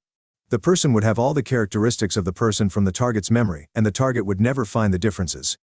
Honestly speaking, this is a genjutsu based on the memory of the target. The realness is equivalent to the target's memory. At this moment, Madara faced such a real Izuna. This Izuna has all of the characteristics Madara remembered about Izuna, so this Izuna is almost the same as the original Izuna. It is precisely because of this that Madara was caught in this genjutsu for a while. Madara knows that the Izuna in front of him is genjutsu, but the real feeling makes it impossible for Madara to break from this genjutsu. Izuna's death may be the deepest scar in Madara's heart. It was also Izuna's death that made Madara disgusted with the fate of the Uchiha clan, and walked on the path of darkness. The eternal Mangekyo Sharingan requires someone to transplant their close relative's eyes to unlock. What an ironic condition. Therefore, when Madara learned about the infinite Tsukuyomi recorded on the stone tablet, he decided to implement this plan without any slightest hesitation. Because he is tired of the ugly evolutionary process of the Uchiha clan, but also admiring the beautiful world recorded in the infinite Tsukuyomi. Madara felt that infinite Tsukuyomi is the only way to save the Uchiha clan and this shinobi world. It's just that Madara didn't know that the truth he knew was actually just a conspiracy created by Black Zetsu. Madara's face showed a long-lost cheerful smile, talking with Izuna inside the genjutsu. Everything seemed to be just like the past. At this time, Madara seems to have returned his youth. With Izuna, he experienced the growth again. He then also experienced Izuna's death again. Madara felt the powerlessness again, the feeling that he really hate. The genjutsu is like a reincarnation, and after the darkness, Izuna appeared again. The experience repeats itself again. Iwando, show the target these familiar stories again and again. However, if the target have gone through 100 reincarnations and haven't woken up yet, they will undoubtedly die. This is the power of Iwando. Mikaze didn't know what happened inside the genjutsu. At this time he has already grasped a kunai and severely slashed it towards Madara's neck. Mikaze didn't know if Iwando could completely defeat Madara. So he felt that it would be the best for him to kill Madara while he was still not awake. With this blow let me cut the chains of fate. Mikaze let out a low growl and his slash exploded with unprecedented speed. The kunai is getting closer and closer. The cold blade touched Madara's neck, and Mikaze's face was filled with joy. But at this time, a withered right hand tightly grasped Mikaze's right hand that is holding the kunai. Immediately the hand exerted a slight force, and with a cracking sound Mikaze feels pain from his right hand, and the kunai fell to the ground. The blankness in Madara's eyes has disappeared at this time, and Mikaze was directly thrown away with a flick of his right hand. After being thrown away to the distance, Mikaze saw that there was a trace of blood at Madara's neck. The kunai only needed to advance for 1 more centimeters to cut his throat and end his life. But unfortunately it didn't make it in the end. What an interesting genjutsu. I should thank you Mikaze for giving me chance to relive those good times. As a gift, let me give you the most shocking death. Madara said as a bloodthirsty smile appeared on his face. Seeing this, Mikaze thought, it's bad. In the next second Madara finished forming hand seals and he said softly, Katon, Ryu and Hoka no Jutsu, Fire Release Dragon Flame Release Song Technique. 4 flame dragon heads instantly spurted out of Madara's mouth, blasting towards Mikaze from 4 directions respectively. Damn, all of the escape routes have been blocked. Seeing the flame dragon heads are close to him, Mikaze closed his eyes. Oh, do you want to use that trick?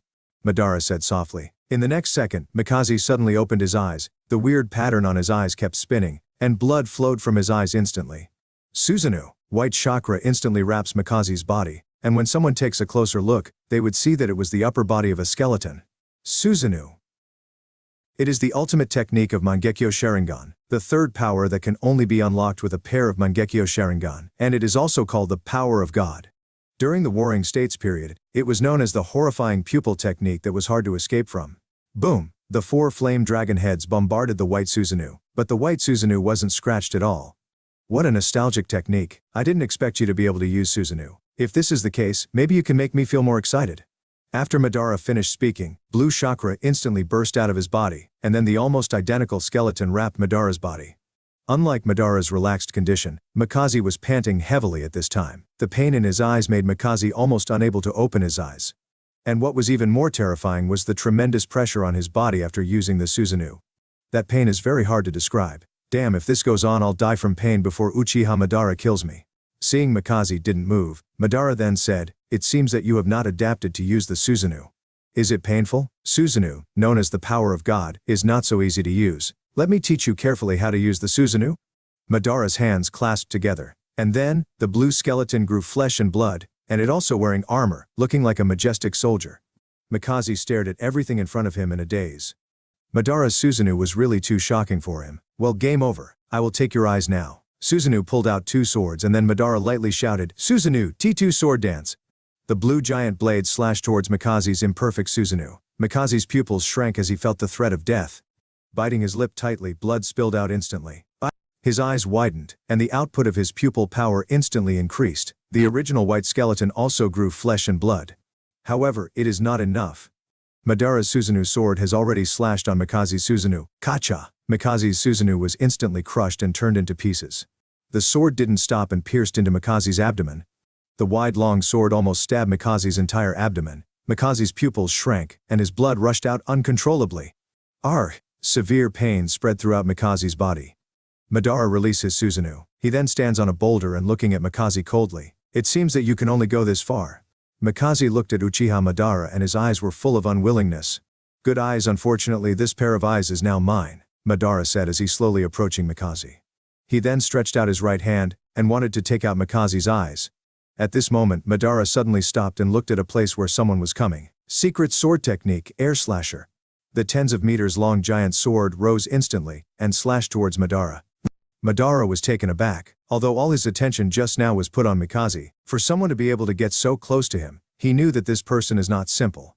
After a momentary pause, Madara jumped away. The sword continues to slash down without any hesitation, making Madara really shocked. Boom! With a loud explosion, a gully more than a meter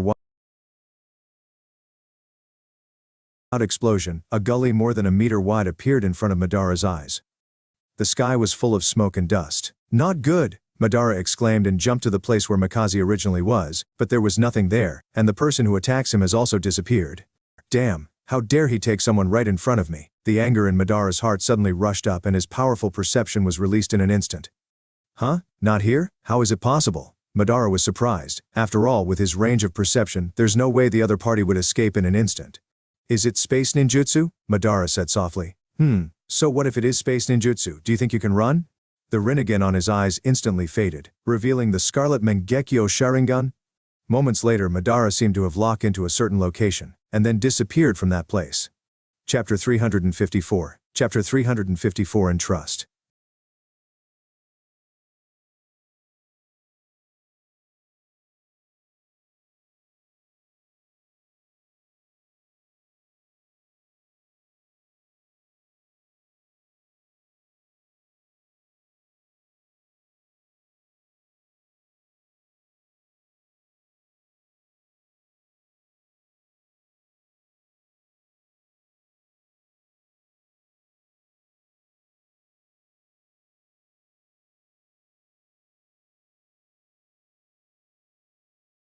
Inside a cave, Mikaze was covered with blood and his face was pale. There is faint flame inside the cave, giving the dark cave a gleam of light, but the fire is so weak that it can be extinguished at any moment. Kakashi gently leaned Mikaze's body against the cave wall and sighed. Kakashi did not expect that it would be Uchiha Madara who killed Mikaze. Shouldn't Madara at this time hide in the dark underground? Why did he come out? Looking at Mikaze's weak appearance, Kakashi knew that Mikaze's life was about to come to an end. Susanu's broadsword almost stabbed through his entire abdomen, so his internal organs had been completely shattered. Even if the future Tsunade came here, she wouldn't be able to heal him. Mikaze is already doomed to die. Even if Mikaze awakened the Mangekyo Sharingan, his fate still could not be changed. Suddenly Mikaze vomited blood out and he woke up after being unconscious. It's just like back then. Mikaze opened his eyes and looks at the silver white-haired figure in front of him, and subconsciously called, "Sakumo?" Kakashi raised the head, met Mikaze's eyes and said, "Sorry, but it is me." Mikaze was taken aback for a moment. Although the person in front of him was somewhat similar to Sakumo, he was younger than Sakumo. It's him. Sure enough, he really came. Is it you, Kakashi? I didn't expect to see you again just like back then. It seems that you are right. I am destined to die in this year. Mikaze said with a sad smile. Hearing this, Kakashi felt a little guilty. If he did a little bit more, he might be able to change Mikaze's ending. Sorry, if not. When Kakashi was just speaking, he was interrupted by Mikaze. You don't need to apologize, I understand your difficulties. The fate is not so easy to change. I failed, but I hope you can change everything. Uchiha Madara is too terrifying, he now has Rinnegan. Compared to his legend a few decades ago, he has become even more stronger. Mikaze coughed a few times as he spoke. Mikaze-senpai, your situation is very bad now. Is there anything I can do for you? Kakashi said. Mikaze shook his head and said, No, I know my body the best. I know that Uchiha Madara's attack has completely destroyed me. Sakumo is still on the battlefield. He should have won against the Sonagaku. If it's convenient for you, take my body back. I want to be buried in Konoha's land. After all, this is not my home. I will. Kakashi nodded heavily. Looking at the face that was somewhat similar to Obito's face, Kakashi didn't know what to do for a while. Mikaze then raised his right hand, and without any slightest hesitation, he dug his own eyes and handed it to Kakashi as if they weren't his eyes at all, but a decoration. Take it. I was unwilling to hand over these eyes 15 years ago, thinking that I could change my fate. But unfortunately my fate can't be changed at all, and it proved my powerlessness. Although I am a bit unwilling, I can only accept it. I want to entrust this pair of eyes to you, just like Obito entrusted his eye to you in the future. Promise me to use this pair of eyes to save Obito. Don't let him be teased by this ruthless fate. And, I also want to see him again in the future. Looking at the pair of bloody Sharingan in front of him, Kakashi knew that the purpose of his trip has been achieved, but he is not happy at all. Seeing that Kakashi stays silent, Mikaze smiled and said, What's wrong? What else is there to hesitate? This is your purpose, isn't it? Mikaze-senpai, I don't know if it is right or wrong for me to travel through time. Originally I just wanted to take your eyes away, but too many accidents happened. Kakashi, there is no retreat for the path you have chosen. Strengthen your beliefs, go forward and save the people you want to save. Hesitation will only make the sword in your hand dull. Remember, it is impossible to do great things without sacrifice. As long as the sacrifices are not in vain, then all this is worth it. Looking at Mikaze with a smile on his face, Kakashi took the pair of Sharingan and put the Sharingan into a bottle of liquid that he takes from who knows where. Mikaze-senpai, I'm sorry, Kakashi whispered. Haha, it's okay, it's just a pair of eyes, I should thank you for it. If it weren't for you, I'm afraid I don't even have a chance to see Obito again. Kakashi, please save Obito. Mikaze's voice was filled with relief and there was also some expectation in it. Kakashi then solemnly said, Mikaze-senpai, I promise you I will definitely pull Obito out of the darkness, so he can get back to the light of the world. Upon hearing this, Mikaze smiled again, but the color on his face was gone, and his time limit has reached the end. Good. Believe in you. After Allah, you are a Sakumo's son. Mikaze said the last sentence intermittently, and then he breathed his last breath. In the next moment, Mikaze's breath has completely disappeared. But there is a smile remained at the corner of Mikaze's mouth. Seeing Mikaze, who has already become a corpse, in front of him, Kakashi's mood became extremely heavy. Kakashi told Mikaze about his fate. He tried to change it, but unfortunately he failed in the end.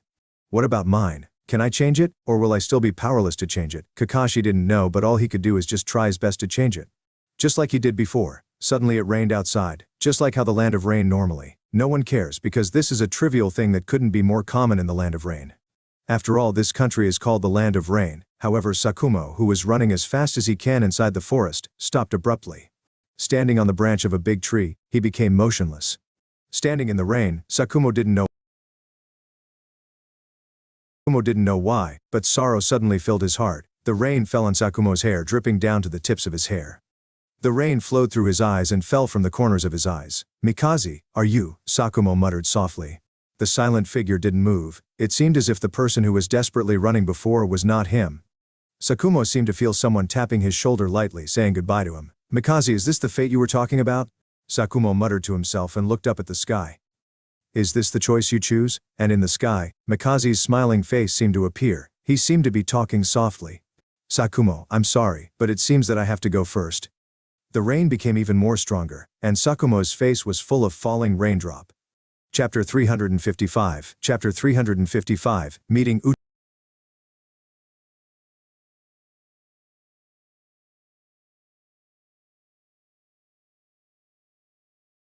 The rain was still falling, and Kakashi sent Mikaze's body to Konoha's base camp undetected.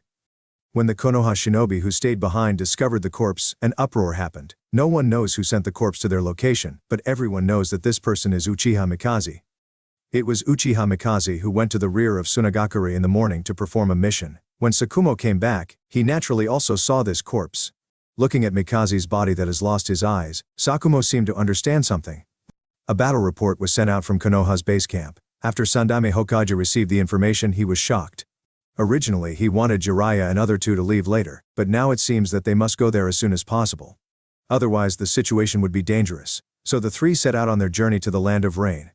The war continues. After Kakashi sent Mikaze's body back to Konoha's base camp, he planned to go to the Ryumiyaku vein to return to his own timeline. After obtaining Mikaze's eyes, he didn't have any more reason to stay in this time. Kakashi then uses Hirishin no Jutsu Flying Thunder God technique to go to the Ryumiyaku vein, but it unexpectedly failed. What happened? Kakashi was shocked. After all, this is the first time he failed to use the Hirishin no Jutsu Flying Thunder God technique after remastering it. Are you surprised? It seems that I was right. You really are using space ninjutsu. An indifferent voice came from the front, and Kakashi was taken aback as he saw the figure. Pale hair, wrinkled face, and those unique pair of Rinnegan, Uchiha Madara. Why is he here? Kakashi's complexion turned serious. After all, this is the person he doesn't want to meet the most since he has traveled to this time. Although Madara was old at this time, the horrifying power brought by the pair of Rinnegan was not to be underestimated. Even with a pair of Mangekyo Sharingan, Mikaze still defeated easily, which shows its power. When Madara saw Kakashi's face clearly, it was like seeing something that shouldn't be seen, and his expression was indescribable. You. How could it be you? Madara was horrified. This face, this feeling, there is absolutely no mistake, this person is his and Hashirama's former teacher. Gintoki-sensei? Kakashi suppressed his emotions and said with a chuckle, Madara, long time no see. It's really you. Gintoki-sensei, how could it be? You're still alive, how could you still look like that?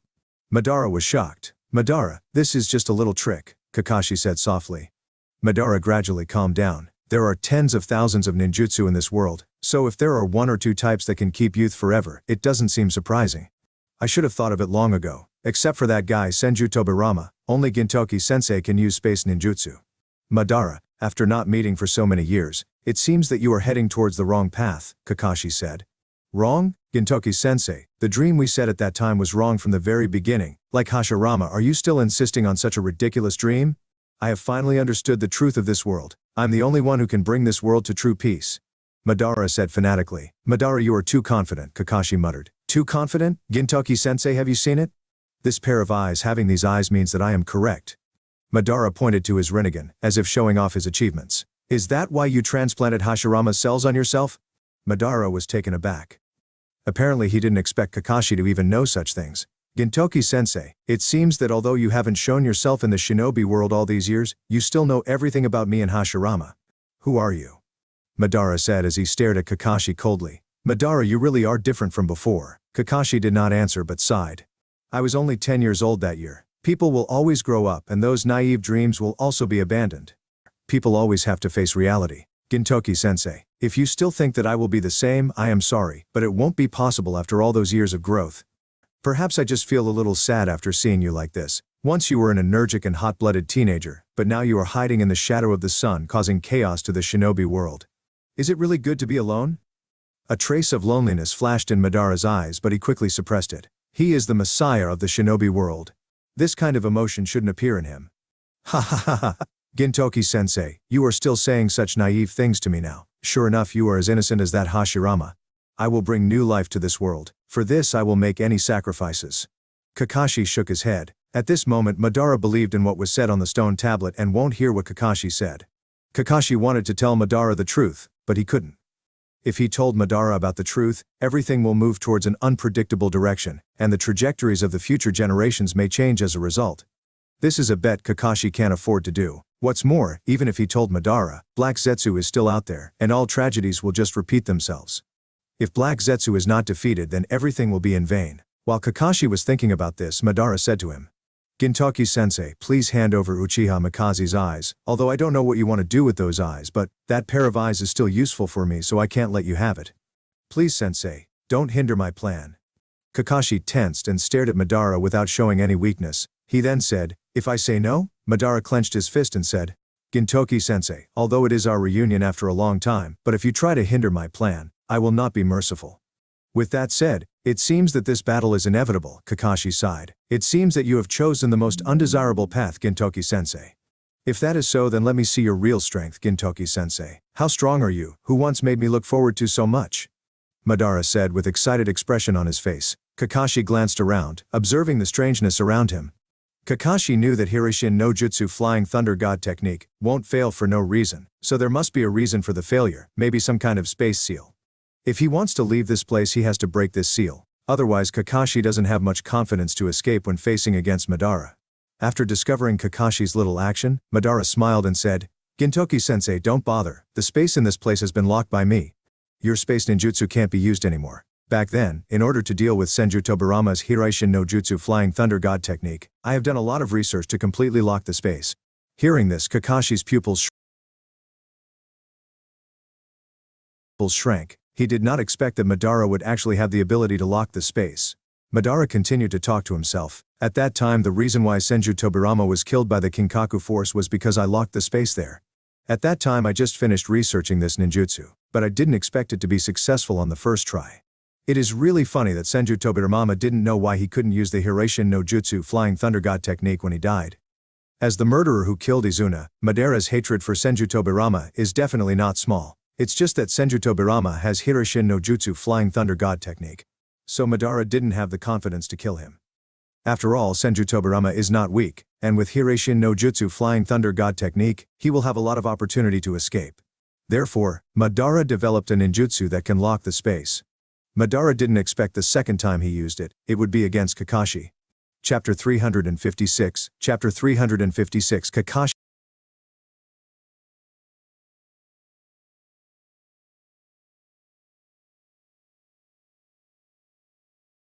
Sadly, that's the end of this video. I hope you enjoyed the video. I would appreciate it if you would like and subscribe for the next part of this story.